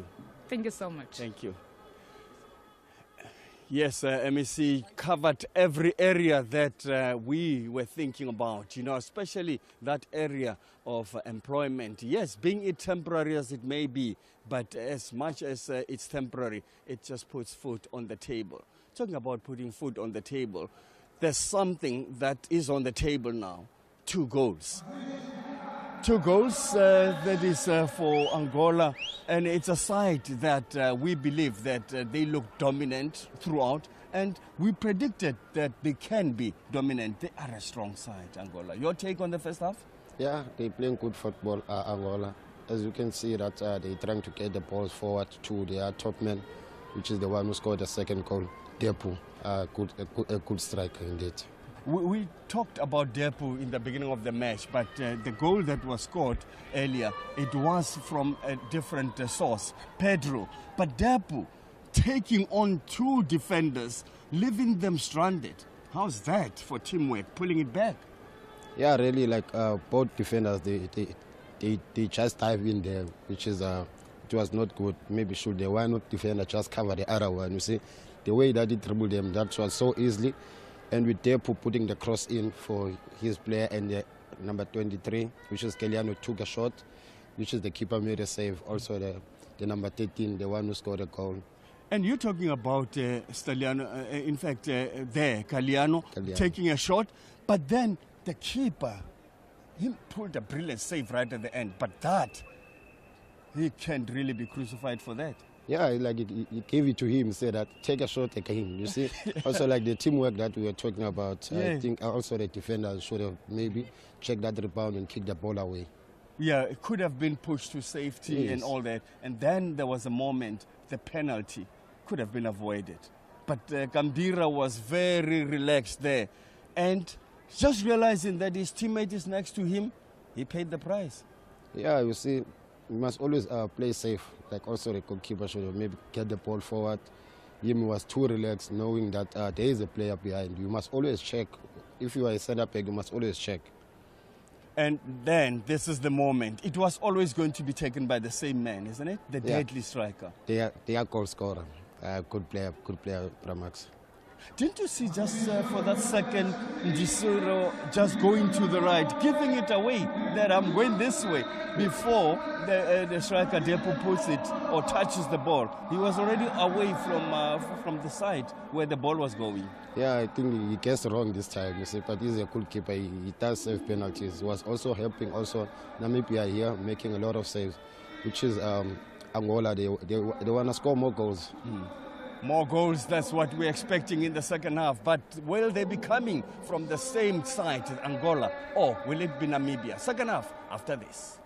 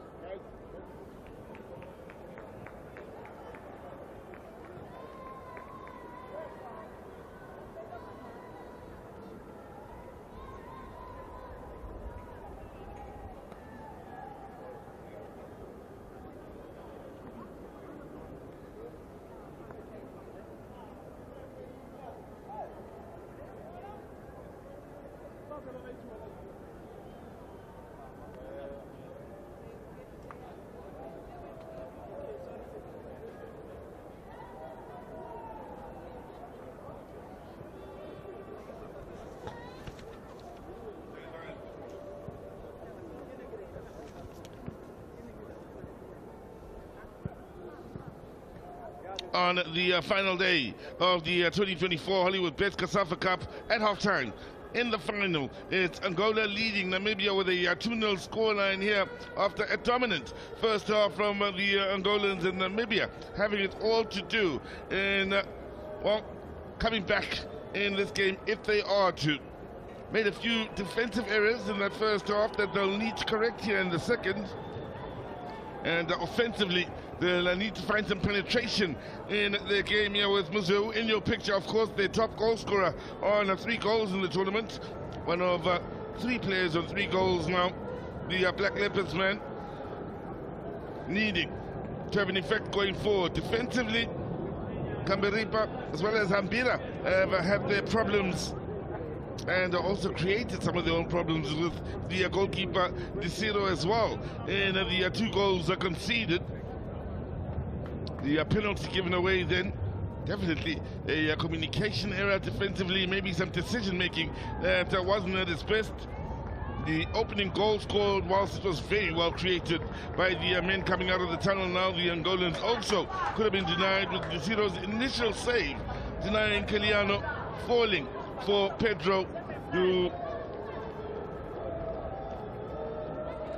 found that opening goal and gave the Angolans the initiative. Officials very much on the money. VAR playing a part in the penalty given to the Angolans then, with Ahmad Yerelal of Mauritius having a look at deciding that the penalty should be given a correct call then from an Angolan point of view.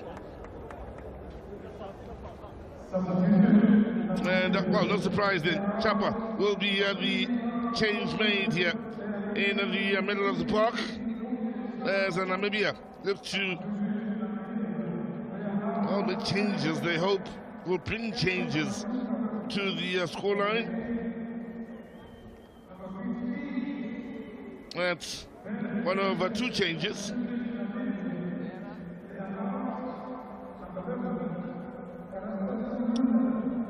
Deonyama is another player that will be coming on here.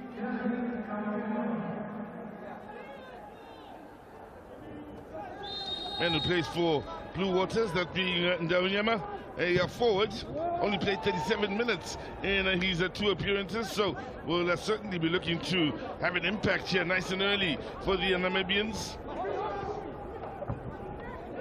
Good closing down in a good area to win it back here and force the decision their way here on this near side. Sandro doing the defending for the Angolans. Or maybe looking for the positive start here in the early exchanges of the second half.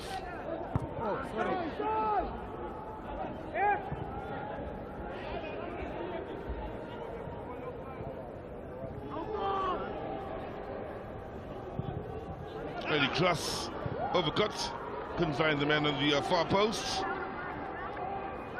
Very quick to get numbers in and around that box, the Namibians.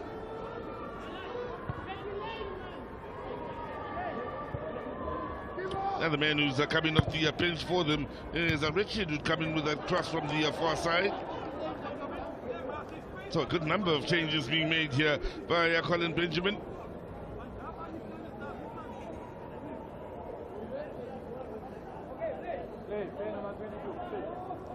Nashikla.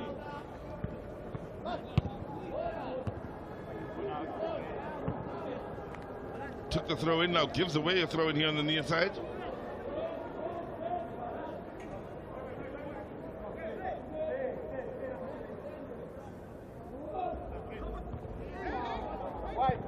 Ball wide. Clash of heads here. And the Angolan captain, Kiliano, well, he's okay and able to continue with the game immediately, shaking off the effects of the coming together then with Nashikla. Well, he's heavily involved here in these early stages. Nashikla called for the foul now, barging into Pedro from behind.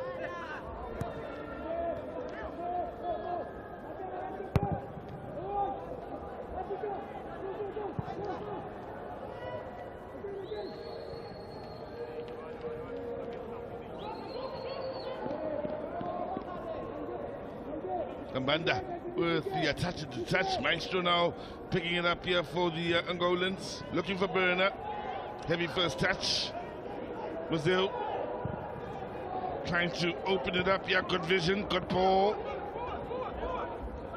Chapwa in off the bench.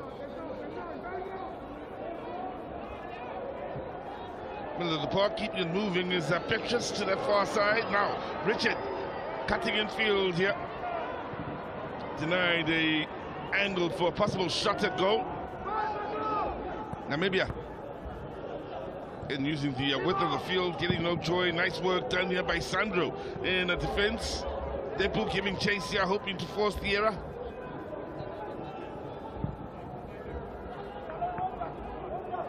Ambino.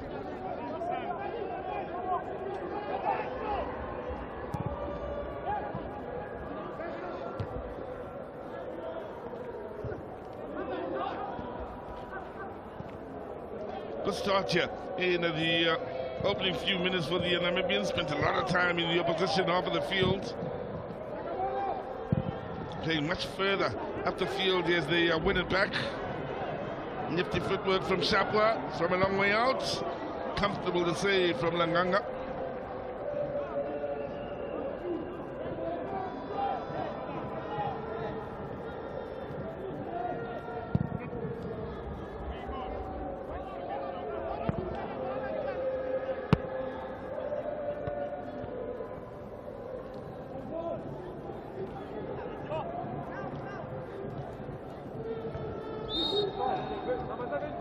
Don't use your head.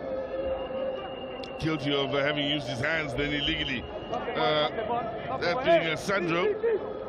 And of the players playing the trade out in Portugal for this Angolan side. Well, they are sitting a long way back, inviting the Namibians forward at the likes of Maestro in midfield. Speaking of Maestro, there to win it back. Not much in the way of outlets to play it out to, so every clearance is just about brought back if it doesn't go out of play.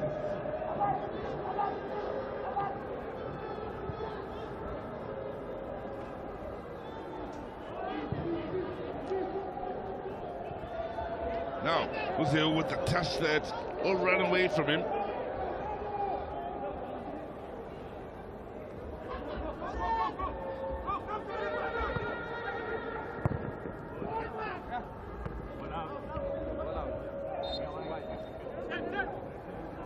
Space to turn here as Namibia again look to try forward, this time through Shapwa, turned into trouble. Lone figure front is Tepu in these early stages of the second half.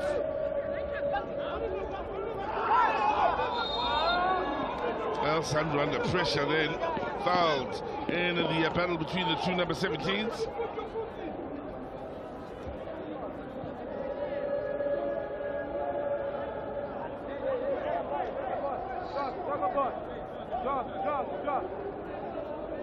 So 3 changes, if you are wondering at the start of this second half for the Namibians. Already see the momentum, early momentum going their way here. Looking to make the necessary adjustments. The Angolans as they now begin to, for the first time, really venture into the opposition half of the field. Kambanda finding Richard. Petrus. Amberipa. Nice. From the Namibians as Asume works it out wide to the far side with the Kambanda.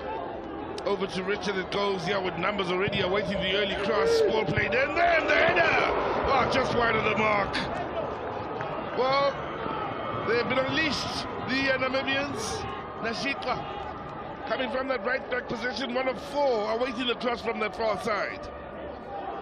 He was lacking and expecting it right on the far post, and Nashitwa there was very unfortunate. Couldn't pull it back into play. Not target, but back into play. Sizwe would have made a difference.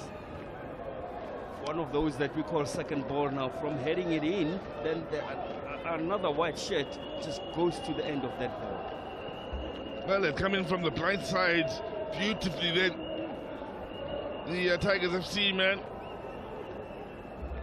Much better from the Namibians in the way they've started the second half. Certainly looking to be the first to score here in the second half. Make life interesting.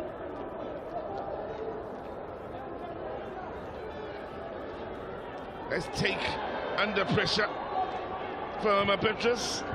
Didn't appreciate the attention he was receiving from Petrus. Nonetheless, still looking for the referee for a little protection. Here's Richard. Done well from the wide areas have the Namibians with the changes they've made. Richard on the far side, Shapwa here on the near.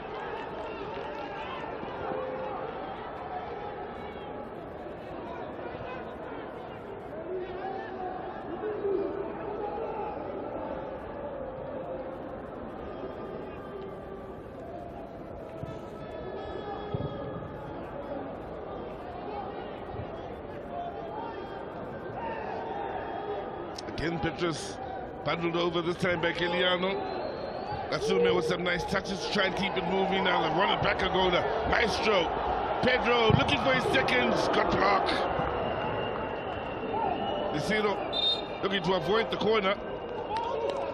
Unable to in the end. Pedro played that ball just too close to, in fact, Maestro played that ball very close to Pedro's body. Had he played it in front of him on the strike, he was going to whack it.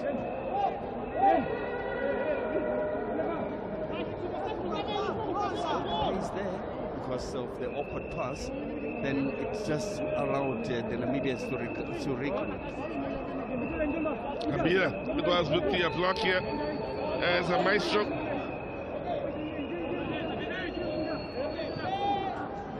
Looks to serve up what could be a third goal here for the Angolans. They get the initial 2 touches. It goes out for the goal kick in the end. I like the fact that he did float it, he drilled it in there. That's why when it goes past everybody.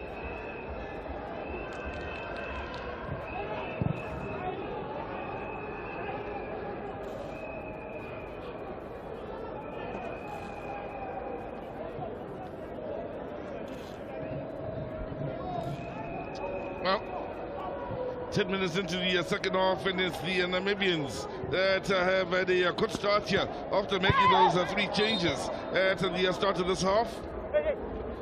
Champions in 2015, looking to up the intensity levels here.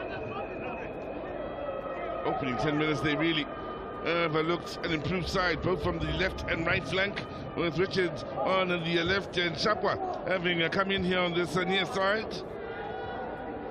And in the middle of the park, the likes of Petrus as well as Kasume have been more active in trying to make things happen.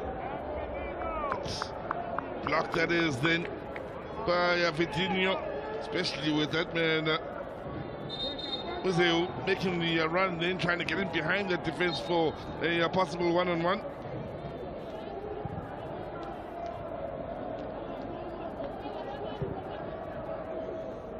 You'll remember these sides, of course, did meet in the final back in 2015 when, or rather it was Mozambique and Namibia, I beg your pardon, that met in the final back in 2015 when Namibia won it.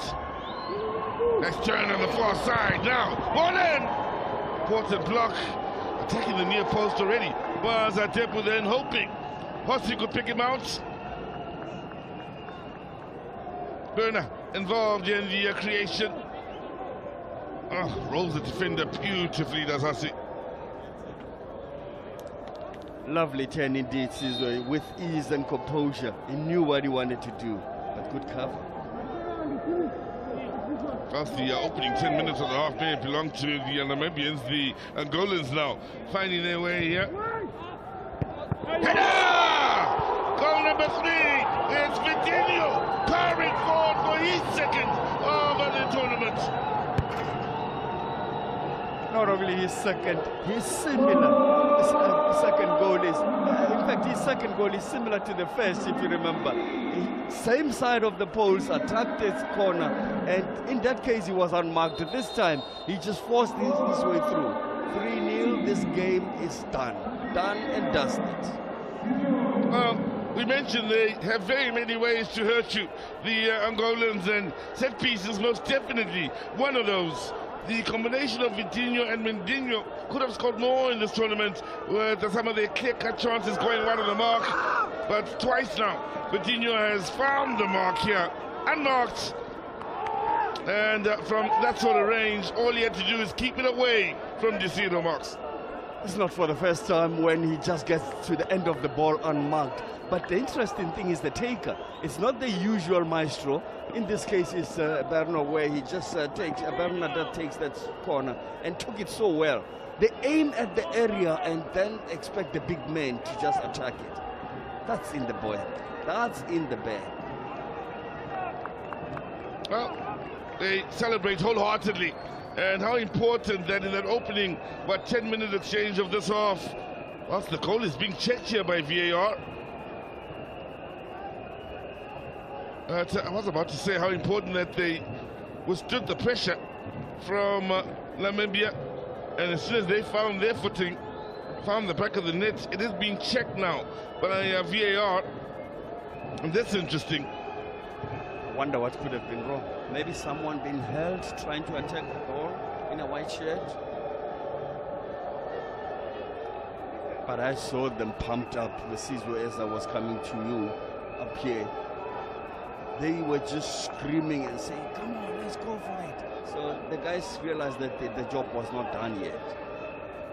Now, we await Letitia Viana as well as Anna Chikotesha in a VAR to give the message to Ahmad here now to once again go have a look that could be crucial in a decision in this match.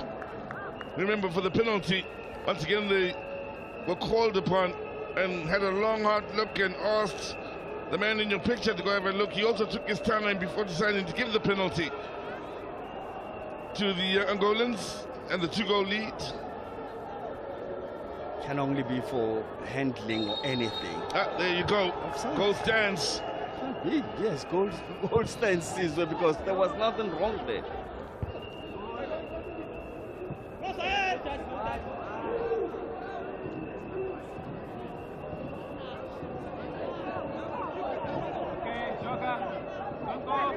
One hour football has been played in this final. Very beautiful information from teamwork here, and one of our colleagues just explained what we were not shown, that the reason why the goal was checked is that at the time when the ball was headed in by Vitinho, there was a red shirt, an Angolan, but then the reason why it's given is because he never interfered with play anyway.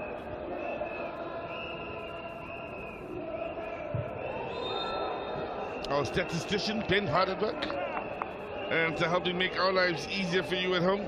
But as far as Angola go, there's your man with the next assist, Berna, a starter here today. Been a regular in and off the bench throughout the tournaments. One has to feel for the Namibians, come out pumped up, trying to make a difference here. The intensity goes up. They get one chance with that header, you remember, on the blind side, then with Lashikwa's effort going wide of the mark. Not too long after that, they have conceded their third. To their credit, they are killing some men forward. Again, you can see how many they've got in and around the box here as they probe. Kiliano there to win it back. Here he is with a nice touch, trying to find Pedro. Petrus.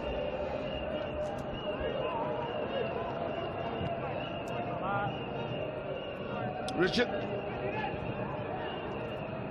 Mazeo with the flick on, anyway will do for Virginia, and of course there's always Depu up front to worry about. Nicely dealt with by Gamberipa this time.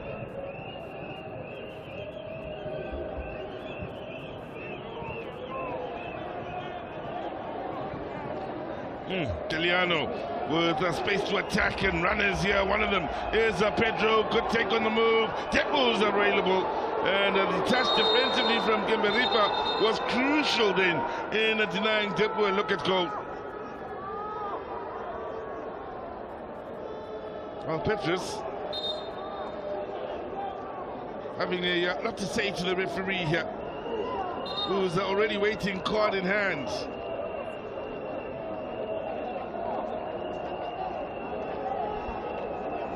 Kamberipa getting a yellow card, and that's for bringing Banner down. Yeah, now two central defenders who have to deal with Depo and the closing down, and the pressure from this Angolan defense are both on a yellow card, and there's a red card check by VAR. So this situation will go from bad to worse. Whilst Berna gets some attention. And the other thing that might even be looked at, was it in the box or out of the box? A lot of negatives happening for the Namibians, who are really desperate for at least 2 goals to save their faces. Because 3, it's a mission impossible. Well, still having a word with the referee Ahmad Hiralal here. There's Kamberipa. Medino's got the ball, ready to say, wherever you want it, I'll take it.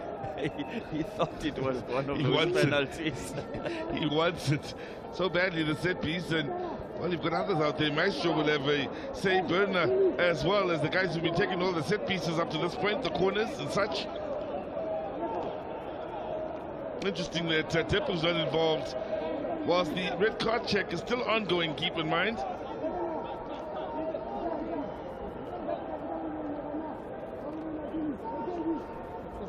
Big men in the war. And if there's a red card, then it will be given to Kamberipa, the number 20. Right in the middle of that war.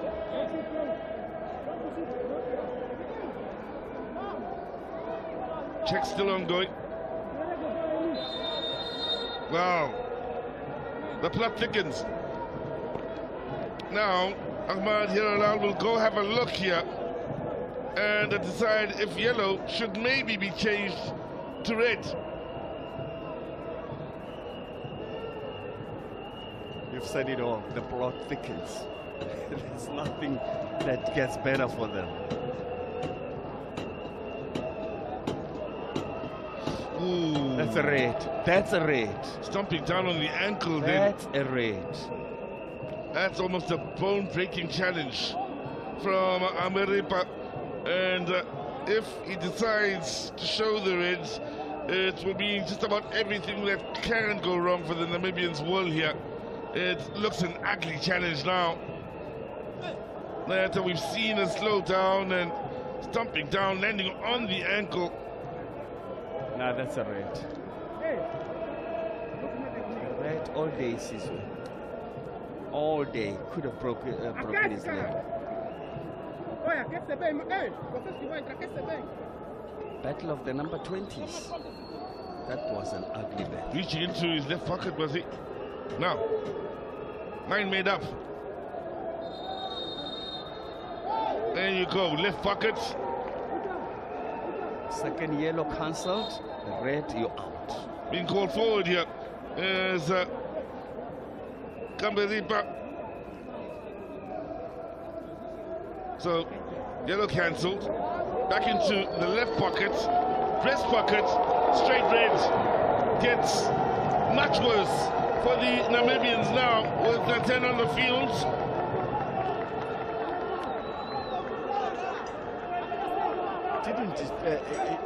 It was always Loomis, if you recall, from the initial stages, early minutes of the game. Kamberipa, among others at the back, they really have been very rattled and unsteady. I mean, unstable. And unstable in the sense that they've always made mistakes and they got punished for them. Now it's make-up time. It's now the worst thing to do. That's what it's doing! Click, click! Bang! Medinho smashes it home! What a goal from Medinho! He's second in the match, but what a goal! We've worked with Medino in all these games, but we haven't seen the strength of him. We were wondering, why has he got the ball under his armpits, waiting for this set piece to happen? And didn't he smash it? Wow. We saw beautiful goals in the earlier game. Now there's beautiful, beautiful goals in this tournament. Wow. It's one of those where you can say, keeper, do something, and you know, yet the poor guy can't do anything about anything there. It's not far to his side. It flies straight over him. It's just at such velocity, Mark. There's little he can do in the way of reaction here. He reacted, but everything was too late. By the time his arm was raised, that ball was kissing the back of the net. That's a beauty. Straight thunderbolt from Virginia. And Angola now 4 goals up with the extra man.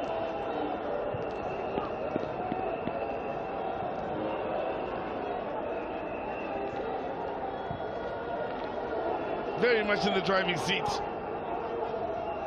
You can't even say it's the advantage of an extra man. It's a set piece at the time when we know that they haven't taken any pressure from being less, but from a man that was just ambitious of showing us what he can do.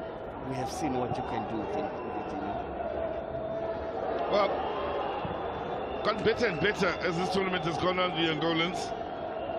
They have had a slow start, but my oh my, have they not gotten better and better. Pauline Vidinho is so confident he'll use his chest to play it back with the striker on his back for Langanga to pick up. By the way, he's looking for a hat-trick between the central defender. By the way, he got a header and he got this free kick, sumptuous free kick. It has to really be given such a caption. Now he can even show some skills. Did you see that? You remember earlier on in the tournament when he was trying to show some skills and gave away a goal. They got punished.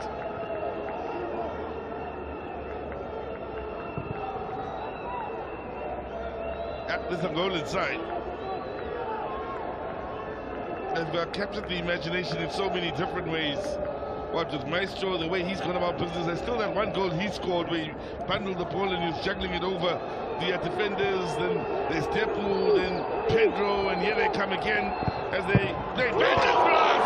And from the near post, it's Galeano that finds the roof of the net to make it 5. At the time when Pedro was raising his hand on the far post right side, and then it was a question of, I don't need you. I saw Galeano, and he's the man nearest to me, and he hit the ball. What a teamwork, what a team picture, what a moment. The Angolans are on fire.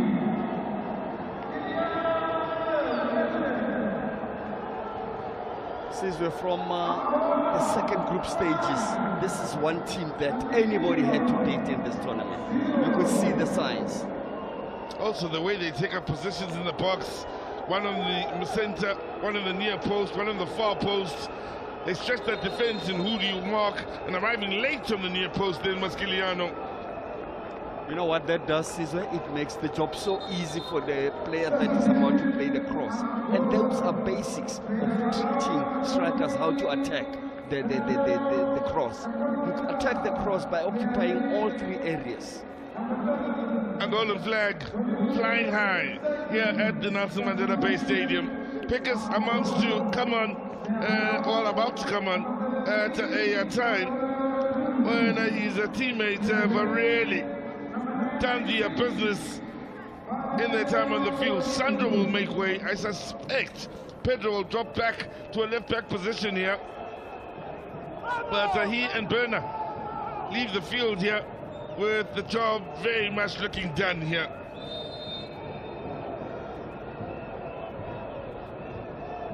I thought the job is an understatement. Damage has been done already. Yeah. There's no ways that Namibians can cloud that. I don't remember that any final Yeah, they of are a 5-0 season. Depo. No final. I'll go through them now in a moment, Max. We'll look at some of the highest scoring finals in the COSAFA Cup.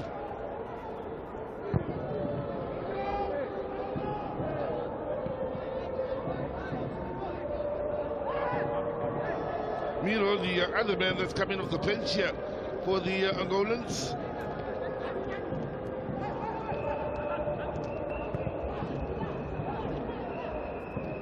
Yep. My suspicions were right, Martha. Pedro's dropped back to the left back position now that Sandro's left way. Having scored amongst the strikers, he joins those now that are locking things up defensively. Pick us with his first touch, finding Maestro. Again, Hossie driving forward on that far side, having got the assist for the last goal.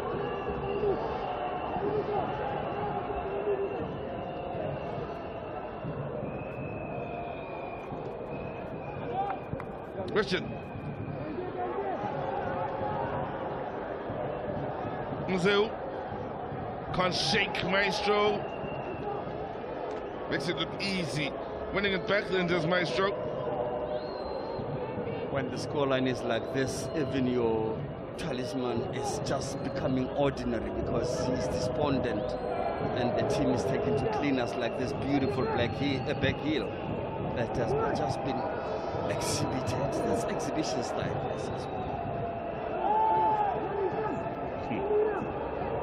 Now,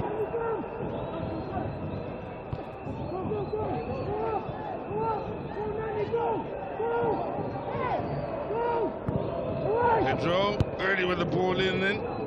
Kiliano! Ooh. They're looking for only memorable goals here this afternoon.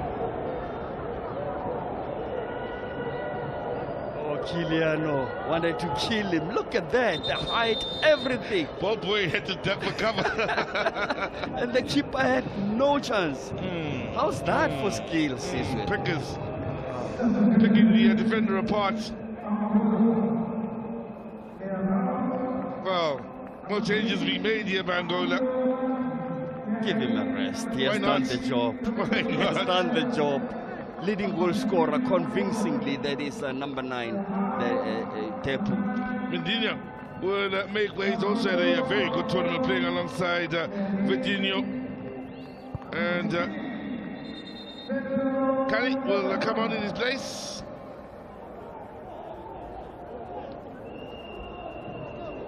Also, another player coming on here. We'll confirm in a second.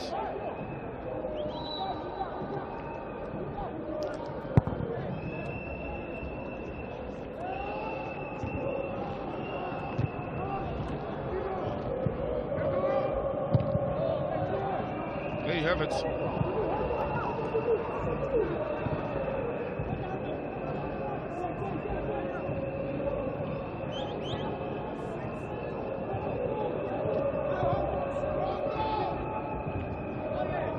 Kiliano.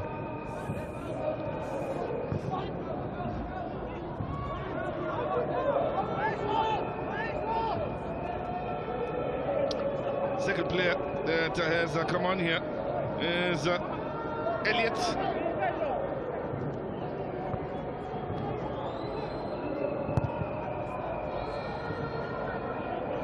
So, under 15 remaining in this final, Max Mapunyani. And, well, just looking through the finals and some high-scoring ones, there was a 4-2 matchup back in 2018 with Zimbabwe, have the beating of Zambia. Anything closest to that, or what we've seen here today, you have to go back to 2000 when it was played home and away over 2 legs, when Zimbabwe beat Lesotho 6-0 in 2 legs. So 5-0 in one match is the first. So highest scoring final this still remains unsurpassed. Yep. It's just an onslaught, a rout of some sort. Even the skills are coming in packages. Pedro now playing at left back, winning the set piece. Changes being made with Shapwa, who's come on in the second half, being substituted here for the Namibians.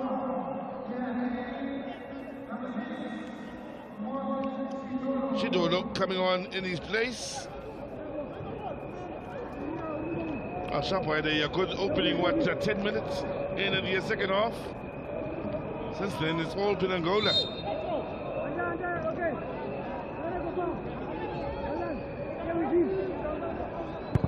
Maestro. Could be another chance here, could be another goal still.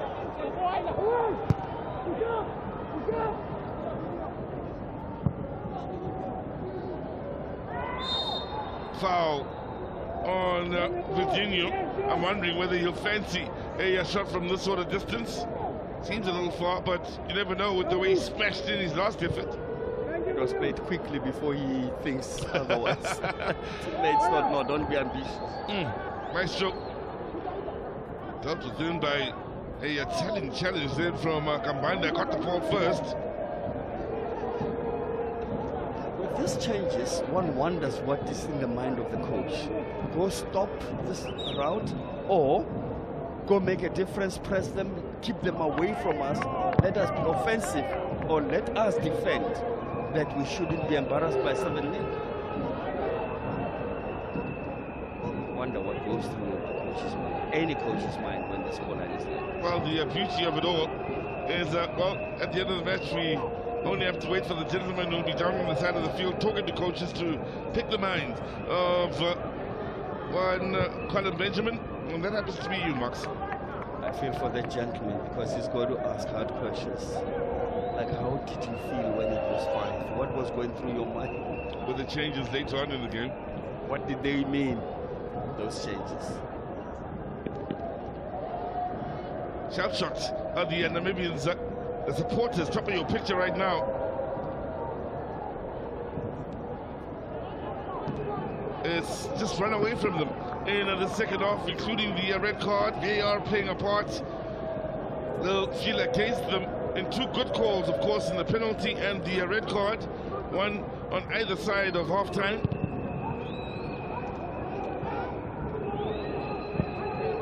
Interesting you say shell-shocked.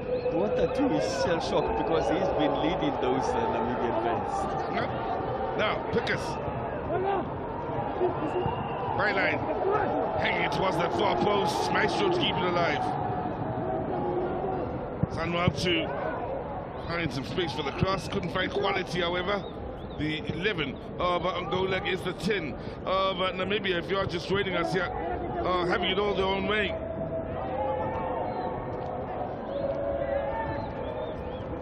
There could be problems here for Miro. Just on here in the second half. Nearly took those pants off. But was it necessary? Did you see his teammates covering him there? Pedro. Look at his teammates covering him. That's when he should have just left him and then joined them. Oh, he wanted those pants badly. The manufacturers will be proud to see that their product is strong. Can withstand all situations on the field.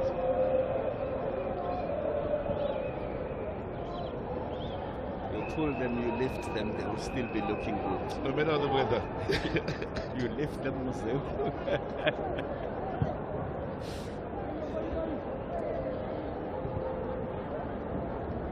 Yes, Museu.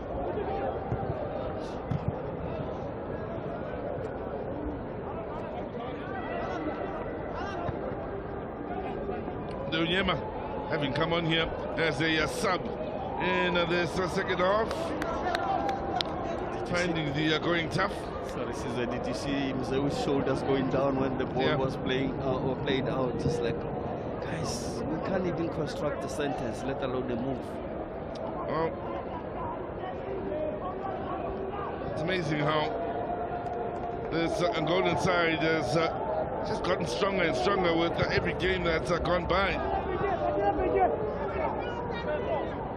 Winners in 99, 2001 and 2004. Now 2024 they'll be looking to make it 4 titles. They'll be 1 behind South Africa, keep in mind, on 5 now, closing the gap on the hosts. Zimbabwe still on 6, Zambia on 7. Silver medalists only on 1 occasion.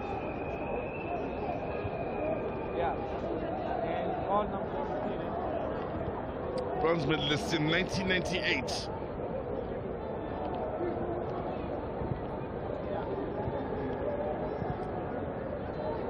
Maestro, everybody behind the ball here in the 10 men of Namibia. So leading by 5, they really don't have to force the issue. Very important is that when the team is solid, even the last line of defense is equally solid. I mean, I'm just recalling the save that Langanga made. That still kept the Angolans in the game. Namibia finalists in 2022 losing out to Zambia with a 1-0 scoreline after extra time, beating Mozambique 2-0 back in 2015 when they were finalists before that. Also finalists in 1999 against Angola over 2 legs, losing 2-1 on aggregate, the Namibians. Finalists in 97 where they lost to the Zambians.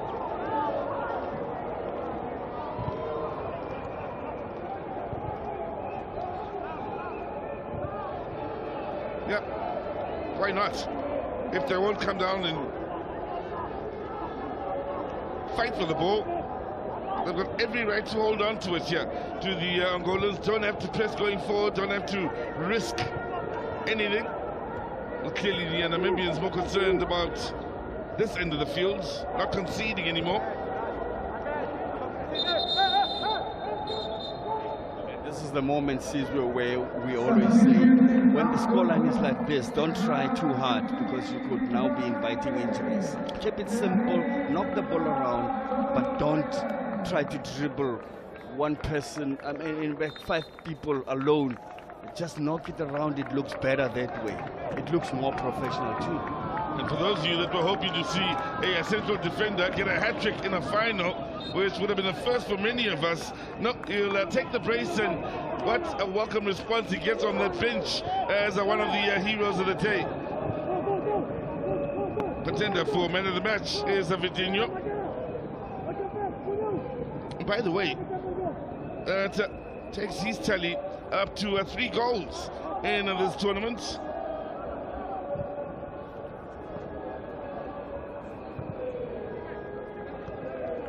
Joining all the men that are second behind Depu on 5 goals.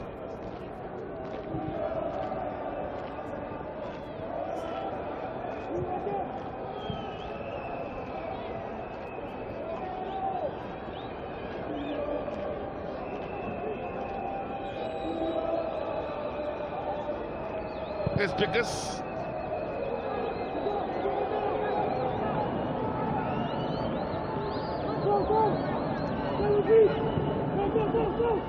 Maestro. Pickers.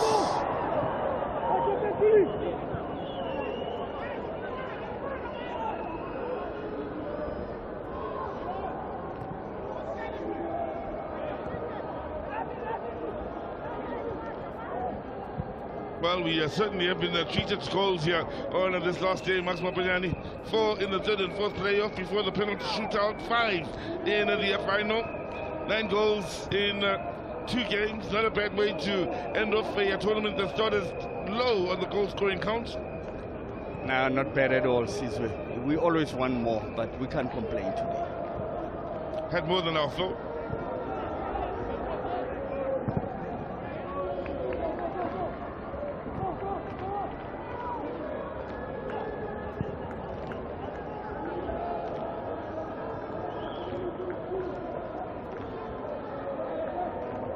Domingos.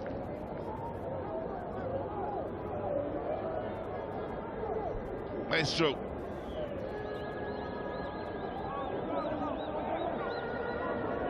Domingos.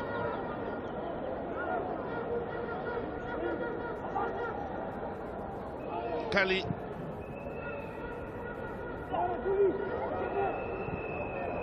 Kali again.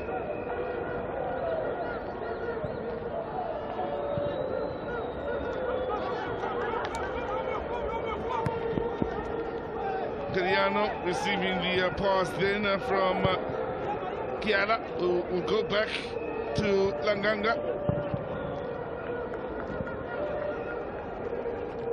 Pickers, Maestro, Kiliano.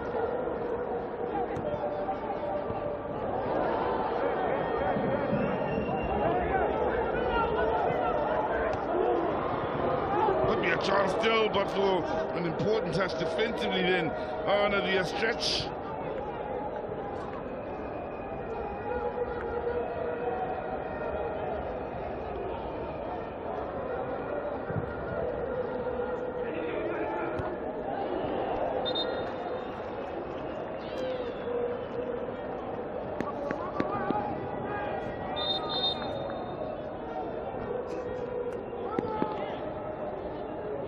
early ball here.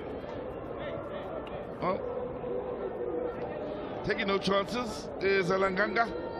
Wondering if he could have just handled that up the sky. Looked as though it might be going over, but still taking no chances, concedes the corner.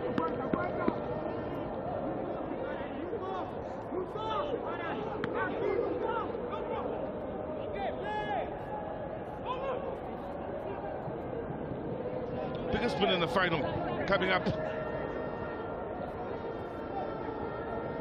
as they look to possibly pull one back here, the Namibians.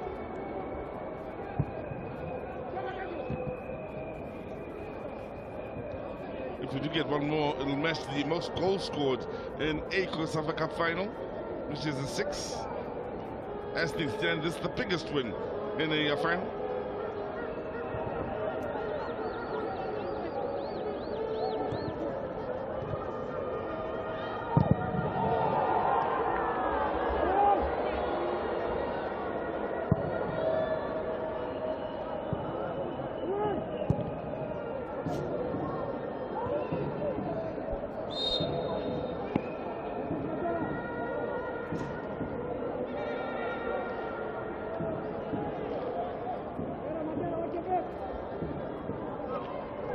Fouled here as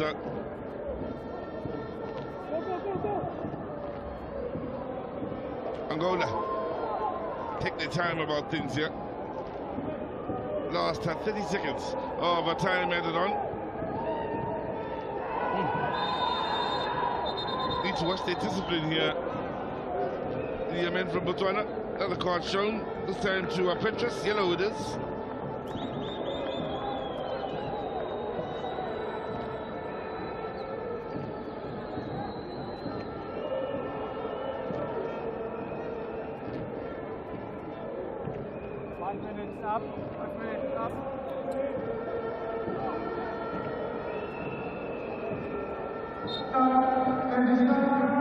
So, in time added on, we've had 5 goals here, and we'll have a minute for every goal scored. 5 minutes added on to the 90.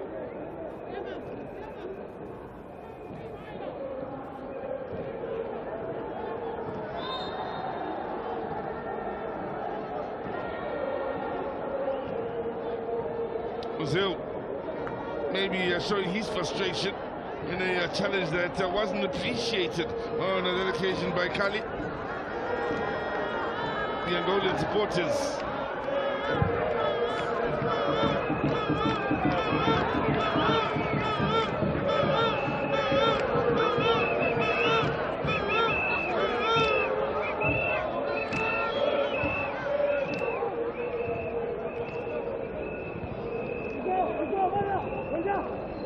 Having a party out there, the Mozambican supporters. Oh, Angolan, I beg your pardon. Brazil.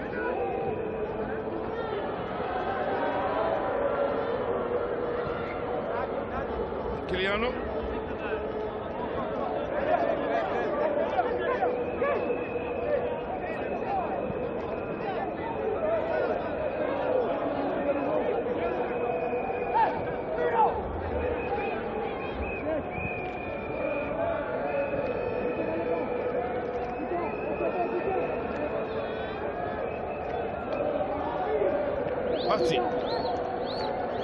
Maestro. Big challenge on the Maestro out to that far side. Referee was looking away from the action as it happened, so may have missed it. Pedro.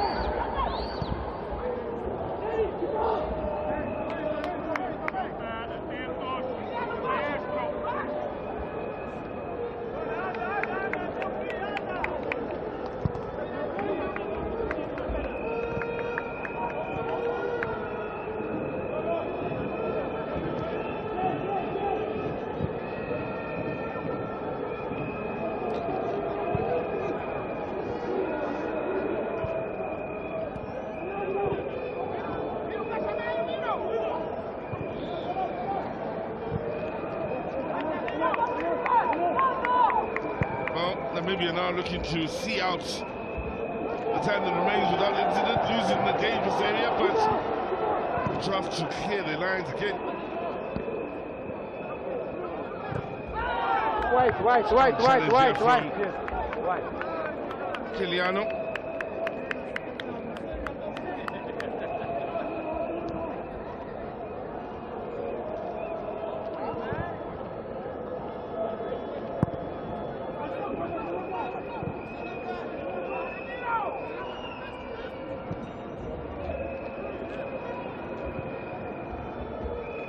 Keep in mind they did have a man sent off. The Namibians. They are playing a part in the guard. Museo with a chance to pull one back then, and well, it's been that sort of day as Nganga comes up with his best play of this match. Bit of a gift from the Angolans late in the match here. And well, the man they wanted in that situation then on the one-on-one against Langanga makes himself big and denies a bit of respectability to the scoreline for the Namibians.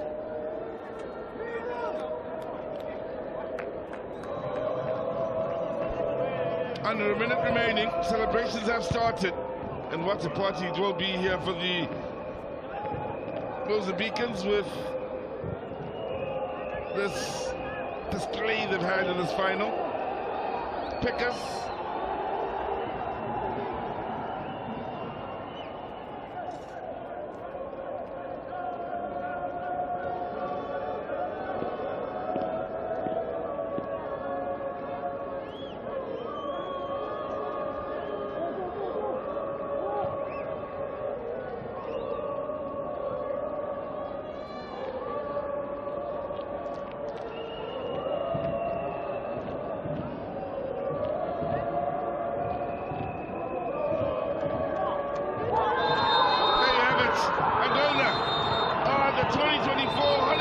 COSAFA Cup champions, having registered the biggest winner in a final.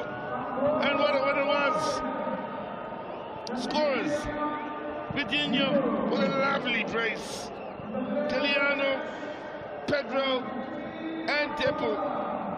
As the Angolans put 5 beyond Namibia, who end the match with 10 men, with VAR having played a part in 2 crucial decisions made by the match referee. One for the penalty, the other for a straight red card. And for Namibia, everything that could go wrong did. Well, so for Angola, well, the side that kept getting stronger and stronger as the tournament went on. They were definitely amongst the favourites going into the last 4. They finish this final in style and will celebrate well into the night here in Kabeja. Difficult day for the Namibians, as perfect as it gets for the Angolans, champions of Southern African football, with a 5-0 win over Namibia.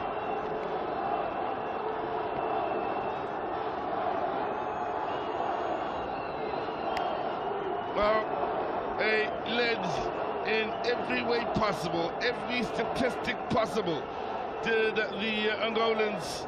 They not only scored with half the shots they took on target, they also did have 7 corners to 2. They had so much more of the ball. And once they got the extra man, they kept the pressure and kept taking the game to the Namibians, and didn't let up until they were 5 to the good. Namibia, well, try as they might here, only really tested Langanga late in the game where he had to make a save. But at the end of the day, it's Angola that ruled Southern Africa after quite a commanding display against the Namibians. Marks. Yes, Sizwe, I am here with the man of the match, Vidinho, but to receive his prize, that is the trophy for man of the match, he will be getting it from Menzi Ngobo, Hollywood Bet sponsorship coordinator. May you do the honors, sir. Congratulations. Thank you. Vidinho, congratulations, you are the champions. Before we talk about your skills, let's talk about how good you feel today. Parabéns, você é o campeão. E antes de falarmos do jogo, vamos falar quanto foste bom no jogo. Muito obrigado. Obrigado, estamos todos felizes. Queremos dedicar esse troféu para Angola, principalmente, porque os nossos adeptos, o nosso povo, estamos há tanto tempo sem conquistarmos um título. E é com enorme satisfação que recebemos esse título e queremos expressar o nosso agradecimento pelo apoio desde o princípio. Estamos agradecidos. We think this award is special for our people. It's been tough for us.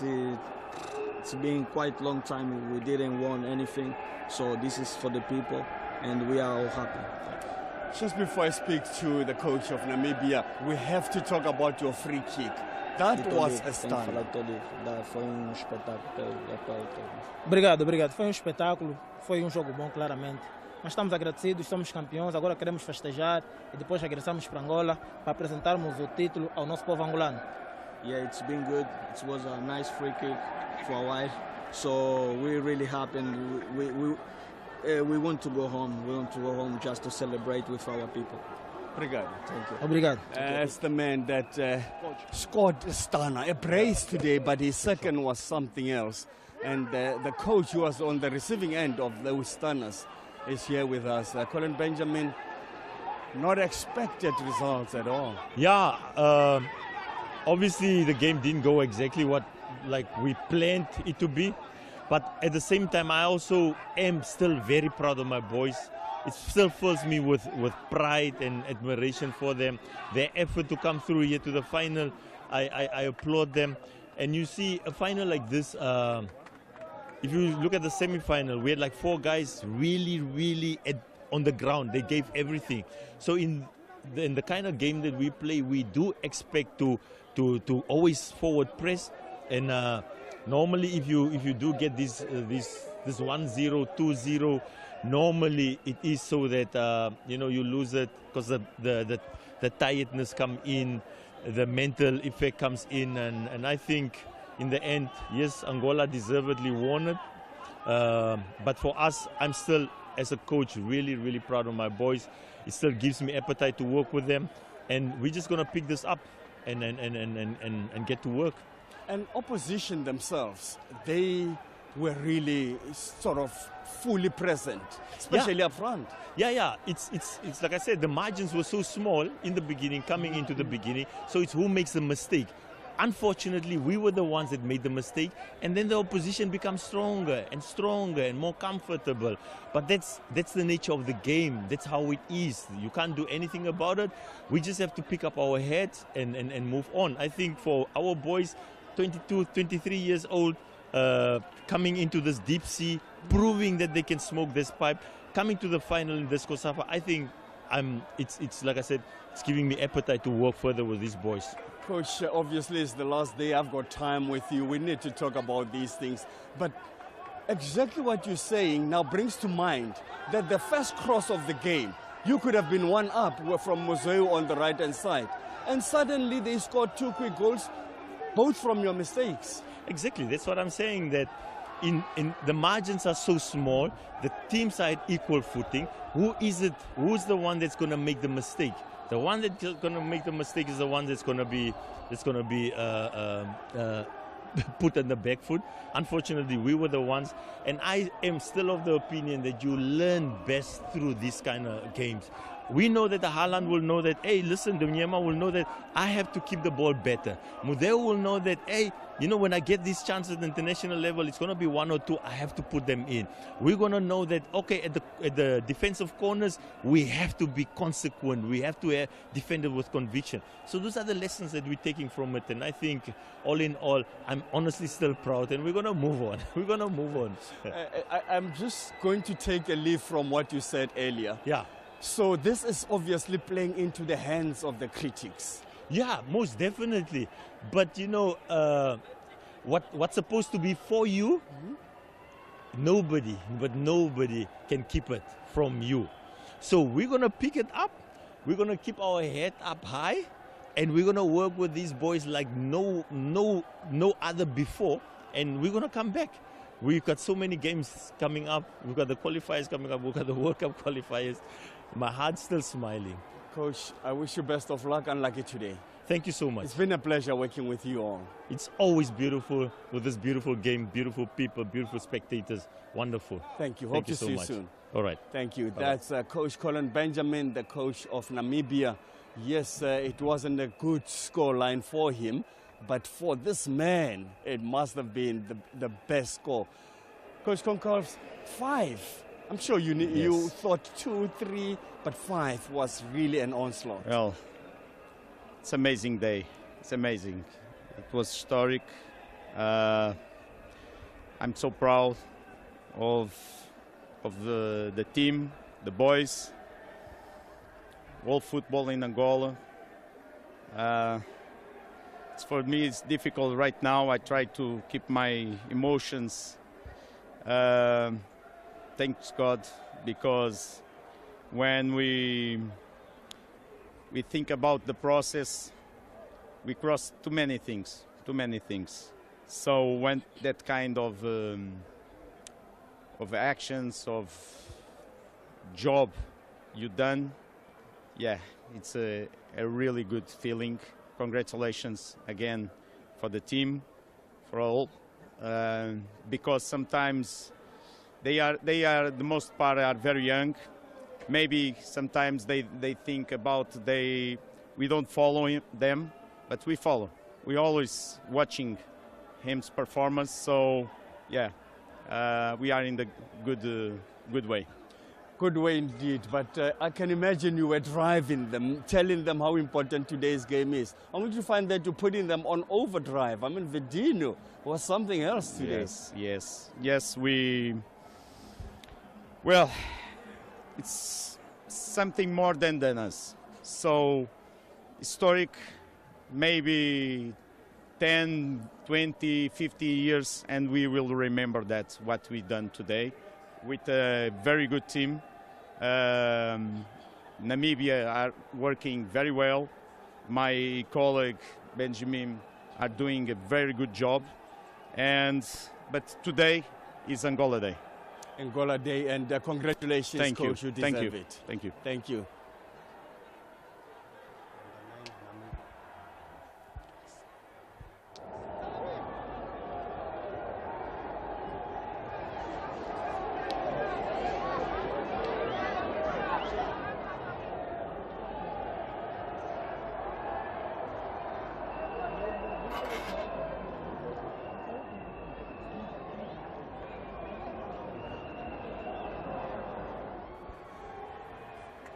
Well, what a day today. I mean, you've been doing well in the tournament, but today was just one of those days where nothing worked for you.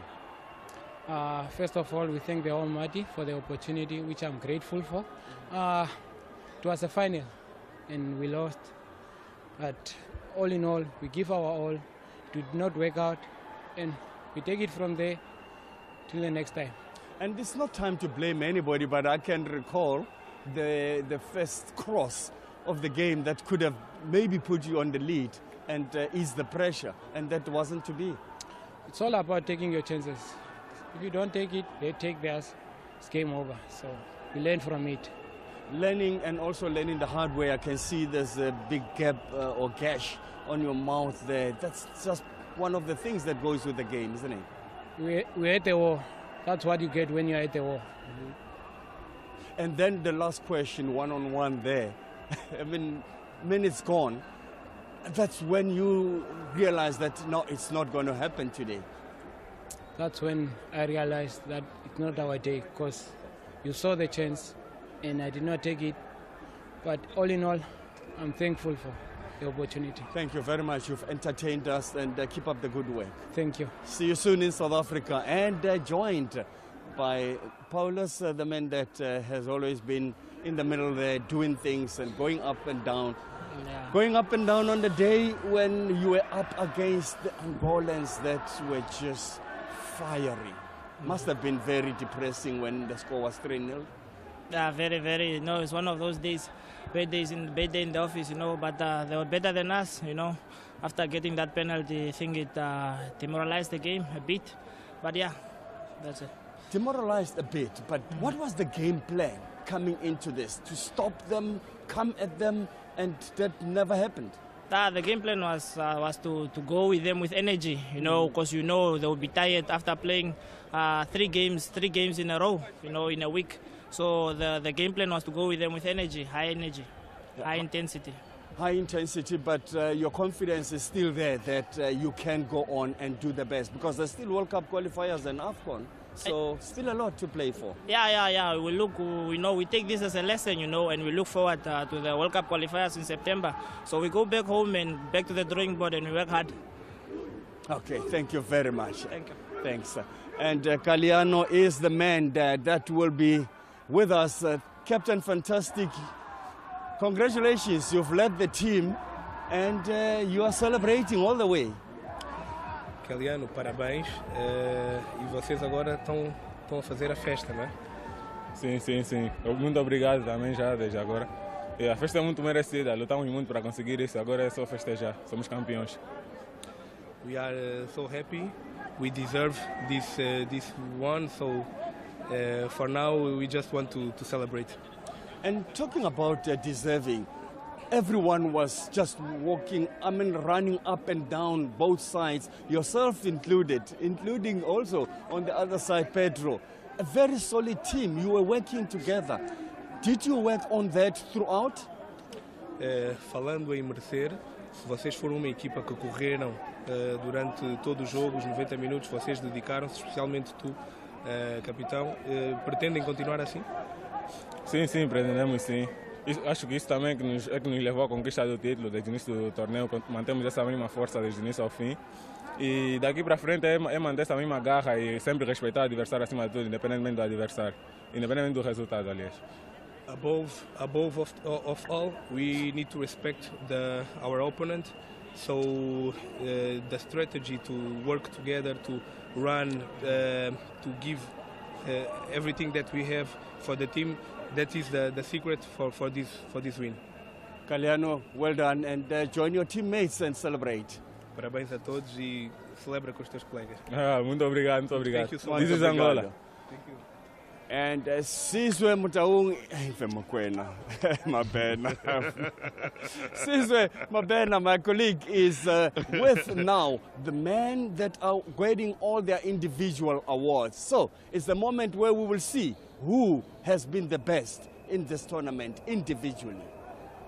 Thank you very much, Marks Mapuyani. Then, well, we've got a third time lucky that time around. But a vibrant Angolan side. Bottom of your picture, there will be some individual awards that will be handed out that include the Golden Glove, Golden Boot, and Player of the Tournament awards. Yeah, already the debates that have been happening coming into today as to which way these awards would go, including the Fair Play awards. So for the sides in the semi-final, still there could be one or two amongst those that aren't Angolan to walk away with the prize. Then refereeing team, of course, including the VAR team, will be out there after this special final here that we have seen from the Angolans.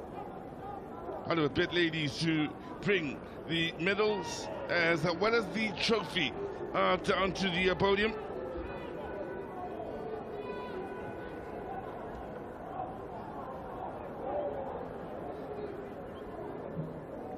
Still, just look at the body language of the Angolan players to the left of your picture. Still looking a group that's having fun, as the dignitaries that had come out earlier, of course, do come out once again to hand out the medals here and assist Sue Daytom of COSAFA already on the side of the podium. Competition Committee, Mr. Veron Musenga Omba, CAF General Secretary, Honorable Peace Mabe, Deputy Minister of Sport, Arts and Culture, MEC of Sport and Arts and Culture in the Eastern Cape, Sibulele, Congo, our Councillor, Honorable Mayor Kerry Van Niekerk of the Nelson Mandela Bay, Dr. Denny Jordan, our SAFA President, Mr. Menzi Nobo, our Hollywood Bet Senior Sponsorship Coordinator.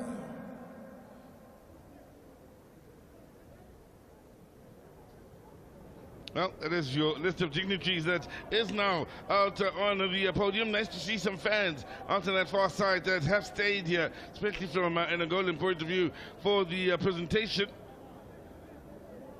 Your dignitaries then. Ladies and gentlemen, we begin our presentation ceremony with the third and fourth officials. The officials of the third and fourth match, led by Mr. Abongi Letom, the referee. Assistant referee now there you have it from Comoros and Mozambique. In the third and fourth playoffs, they'll be stepping forward. The officials. Fourth official from Morocco, and the VAR, Maria Rivet from Mauritius, and the assistant VAR, Fatiha Jaumomi, Morocco, and the assessor, Anasio Manuel Cadido from Angola. There they are, stepping forward then, happy to have played a part in the third and fourth playoff on the last day here. Day when, of course, VAR played a huge part, especially in the final. Keeping in mind, if you haven't kept up with this tournament, VAR featuring from the semi-finals then at the list of officials that steps forward. The match officials for the final, the referee, Ahmed Hilar from Mauritius, assistant referee number 1, Asino Marungel, Mozambique, assistant referee number 2, Dimbaninia Atravero, Madagascar, the fourth official, Celso Alvacio, Mozambique, and the VAR, Leticia Antonella from Swaziland, and Diana Chakotesha from Zambia. Well, the officials from the final then were those two crucial Mr. Norman VAR decisions for the penalty as well as the red card. Certainly played their part here, showing how effective VAR can be, of course, in assisting football around the continent as well. And, well, we take our hats off to them for a job well done in the third and fourth playoff, as well as the officiating of the final. And now, ladies and gentlemen, for the individual awards, we start with the fair play team and the captain to step forward to collect the trophy. And the fair play team is Comoros. Ladies and gentlemen, let's give the captain of Comoros a round of applause. The surprise package of this year's tournament is very much Comoros and the way they've gone about business here. They certainly have entertained and put up quite a show in the battle against Mozambique. And Chocha, the captain, now stepping forward to pick up the Fair Play Award. And, well, earlier on today, Mozambique served up 4 goals in the opening day. The showstopper, Armando Dauto, Mozambique, the goalkeeper of the tournament. Armando, the goalkeeper of the tournament. Saved a couple of penalties earlier on today to the man from Mozambique in the penalty shootout. Mozambique. He will be receiving the goalkeeper of the tournament as the Fair Play Award sees both Chocha as well as Anzimeti stepping forward here to represent Comoros. Now we'll be awaiting the goalkeeper of the tournament, of course, that being Armando, who has had a great tournament. Also, a man who enjoyed a good penalty shootout earlier on in the day with a couple of saves. 3 appearances in the tournament for a man who didn't start between the sticks but ended strong for Comoros, or for Mozambique, I should say. 3 goals he conceded in total. The goal scorer of the tournament, the top goal scorer, the golden boot goes to Laurindo Aurelio Angola. Wow. Let's give him a very big round of applause. Tepu, 5 goals he scored in this tournament and matches. Those that have, well, from an Angolan point of view, racked up goals in the past here. Does Tepu scoring one in the final as well. What a player he's proven to be here. Certainly in the running for the player of the tournament in many people's books as well. We'll find out shortly if he'll walk away with two, but we'll be competing against the likes of his teammate Maestro. Let's wait to find out as Dr. Denny Jordan, the SAFA president, gives him his prize then. Amongst the top goal scorers for Angola.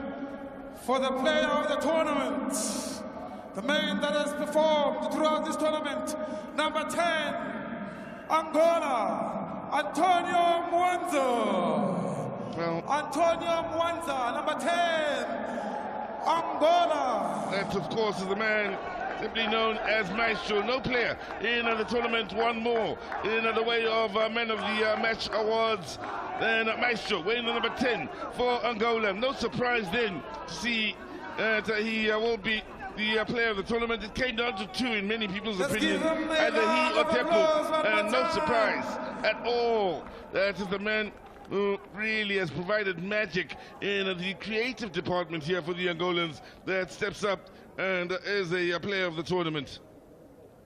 What a tournament he's had, and what a player he is for this Angolan side. And he plays his club football out in Turkey for Adana Demirspor, with 5 appearances, 1 goal. And now, ladies and gentlemen, he really has stood we'd out. like to call upon our bronze medalist, the national team of Mozambique. Let's give them a round of applause. Congratulations to the national team of Mozambique.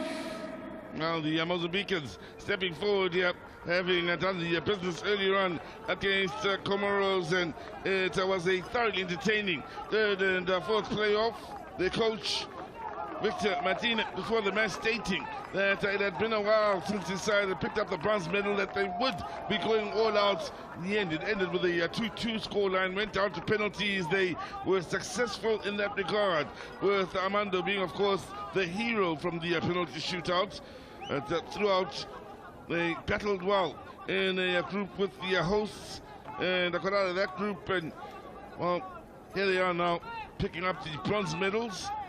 The men from Mozambique, very proud of the accomplishment. You can see that with their celebrations at the end of their match. It certainly means something to them to have picked up these bronze medals.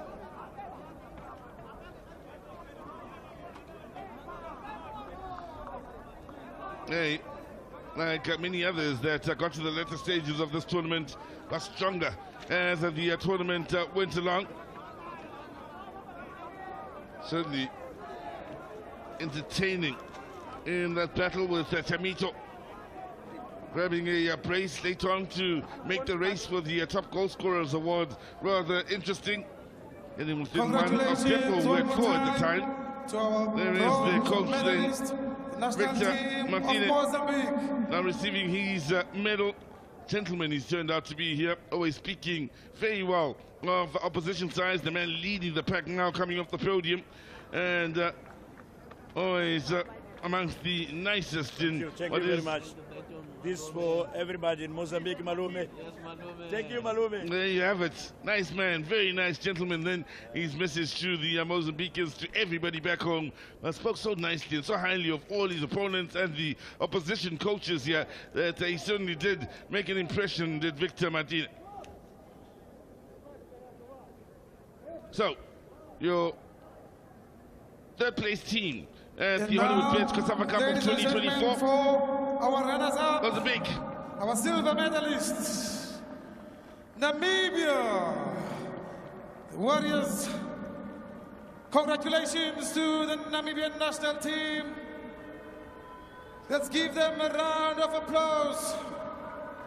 Led by their captain, Ambira, on a day when, well, finishing silver will be hard to take with the way the final went down, of course, having had a man sent off, as well as a couple of VAR decisions not go their way, and of course the scoreline still will be heavy in their minds, and maybe a little bit later on in time they'll appreciate these silver medals. For the time being, it's been a tough day for the Namibians. Did so well to get up to the finals, however, and up against it in what was a really tough battle, was always going to be a tough battle against the Angolans. Have to agree with their coach, Colin Benjamin, that once the errors were made for the opening 2 goals, then the momentum was always going to be with the Angolans early on. And a credit to the Angolans for continuing to put this side to the sword, but they will have left us with a few good memories. Museu with 3 goals in the tournament, amongst those that finish second behind Depu. There he is, leading the pack now. Wearing the number 9 is Museu. Petrus now also getting through the dignitaries who'd taken part in just about all the matches in the middle of the park for the Namibians. Picked up a yellow in the final. To the brave warriors of Namibia for their silver also the youngster Karuombe now getting his medal around his neck, making his way off the podium. Man who's recently featured into the squad in the World Cup qualifiers, also getting a run here in the Hollywood Pits COSAFA Cup, looking to grow in the Namibian setup here, as the officials now will be picking up their medals, part of the technical team. They also playing their part here in seeing this team led by Colin Benjamin now about to make his way off the podium, do well enough for yet another final appearance. Proud of his boys, as he pointed out speaking after this match, and they display in getting to the final with so much work still ahead of them in the qualifiers to come. The national team of Angola. Can you kindly give them a very big round of applause? Well, now the team that has captured the imagination, led by Pedro, who played either left back or as a left winger, but certainly was amongst the most impressive for this Angolan side in whatever position they chose to use him. So many of their players standing out then, including Mindinho wearing the number 6 on his back.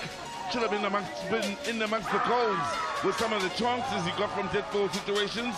Whilst his partner in the heart of that defense certainly was in amongst the goal scorers. They worked hard and looked good as a team here.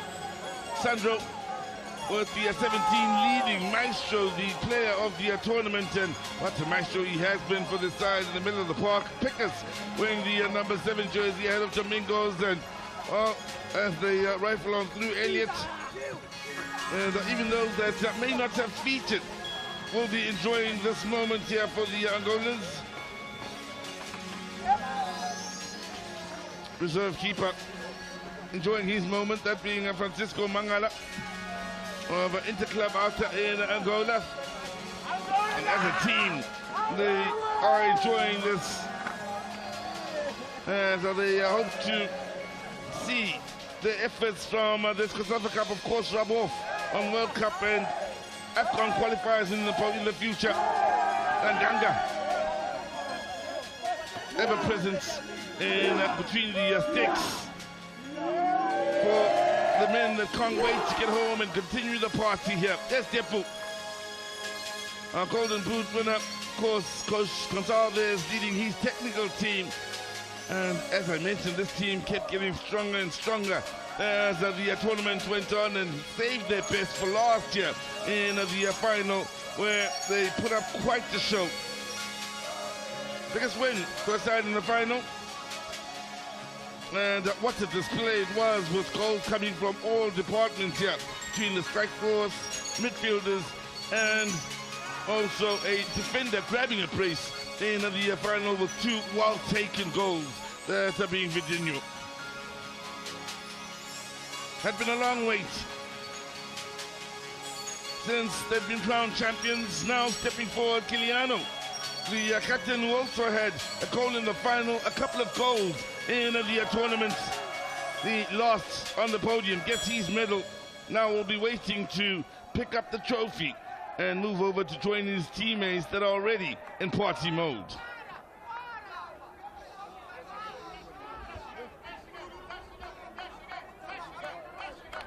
First, he'll receive the trophy from the SAFA president, Dr. Denny Jordan. Then he'll make his way over to his teammates here, who patiently wait. He can take as long as he wants. We aren't going anywhere. I want him right in the center as the champions of the Hollywood Bets COSAFA Cup of 2024 begin their true celebrations, and we take our hats off to Team Angola for a job well done here in Gqeberha. Champions of Southern Africa, 20 years they've had to wait for this moment. This a generation that sees Angola rule COSAFA Cup football once again. Irmão, feliz aniversário, te amo, caralho! Champions, champions!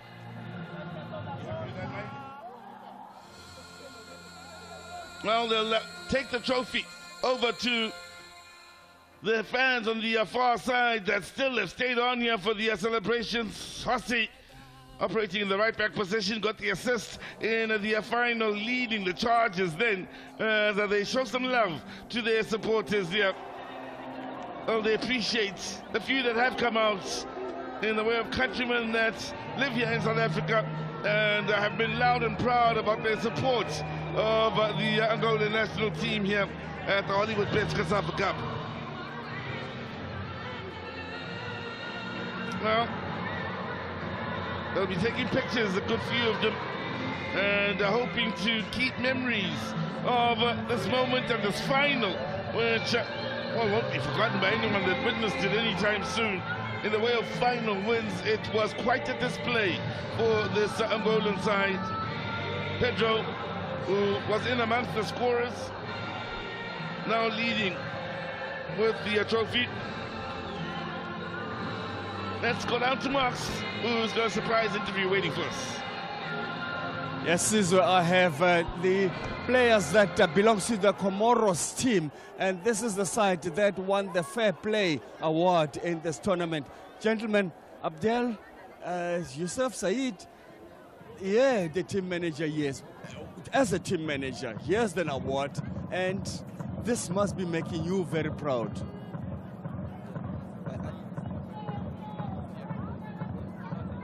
We'll be so happy to win this trophy because this is the identity of the Comoros Island, and I think in the pitch we will have very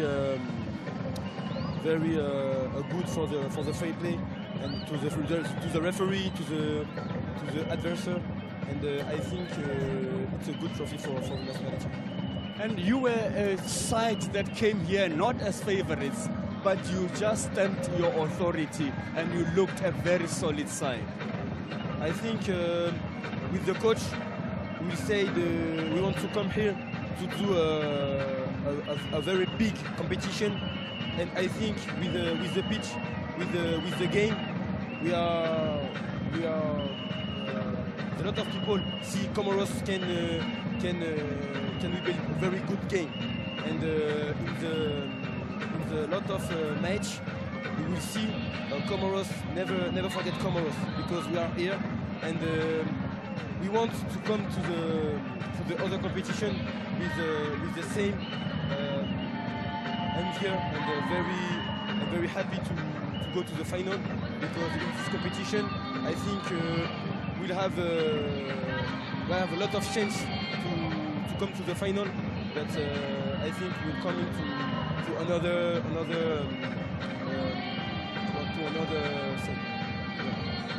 Thank you very much and congratulations. Good luck in the World Cup and the Africa Nations Cup qualifiers. Thank you very much. Thank you. And these are the Comoros people that are always entertaining us on this field, and suddenly on the day they finished third, but not only finishing third, they brought a lot of pride to themselves. Sizwe, these are the guys that we saw earlier on. Isn't it interesting to see them relaxed now? Yeah, Andy Martin, the goalkeeper, as well as the captain, Joja, who received the Fair Play Award. And, well, Andy Martin speaking very well in saying what the Comoros represented, how they won that Fair Play Award, and really how much it means to them. All the while, the Angolans but their celebrations and will continue to mark the memories here with everybody wanting to have a picture taken with the trophy. Domingos now, latest to have the trophy taken away from him.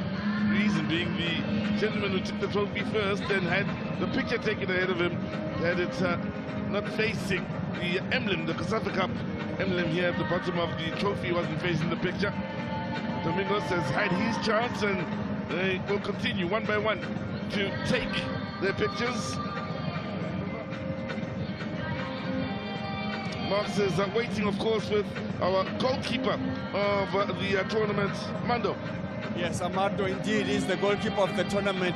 Armando, this is a tournament that you will look back at and think, what a tournament ahead. You must be very proud of yourself. Este torneio que nós olhamos para trás e dizemos que grande torneio. O que tu vês quando olhas para trás?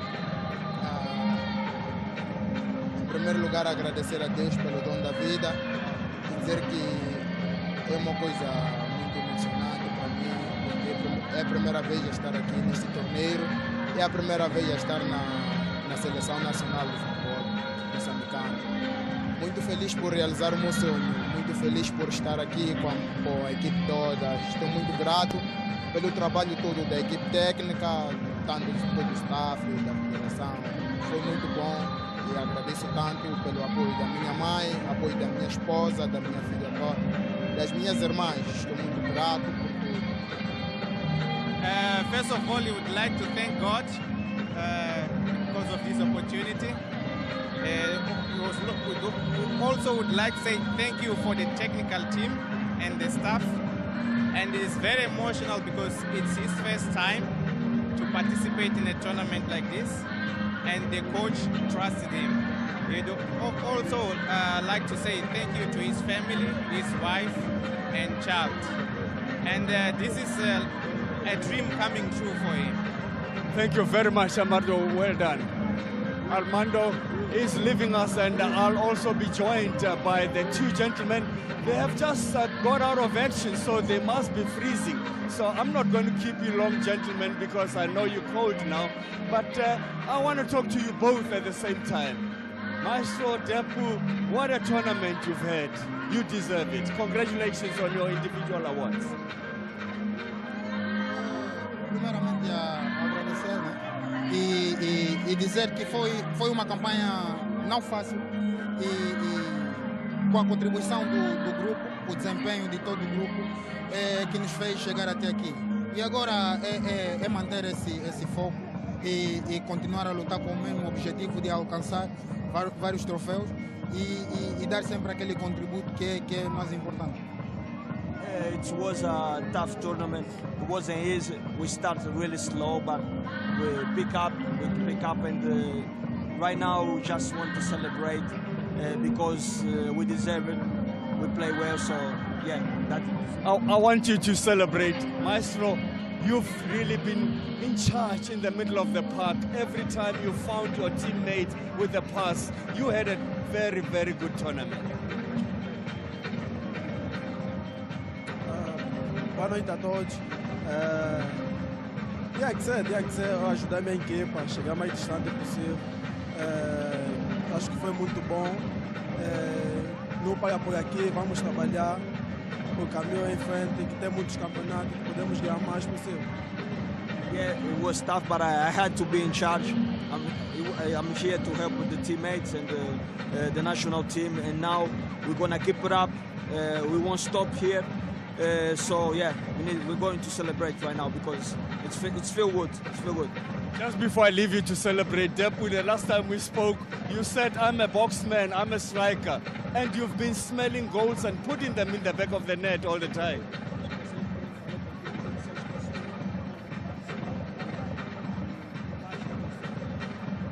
como eu já disse, né, sou um homem de área e eu sou avançado e treino para fazer golos. Acho que isso é que caracteriza todos os atacantes e estamos aqui, né, continuar a treinar com essa dedicação de sempre fazer golo e poder ajudar a equipa em momentos mais difíceis. Yeah, as he told you before, he's a boxing man. He's a man who scores goals. That's his job. So he's gonna continue to do so. So right now, we just want to celebrate. Thank you very much. Maestro, I want to close by saying there's African Nations Cup qualifier, there's World Cup qualifier. I'm sure you're looking forward to that. You must have seen the draw too.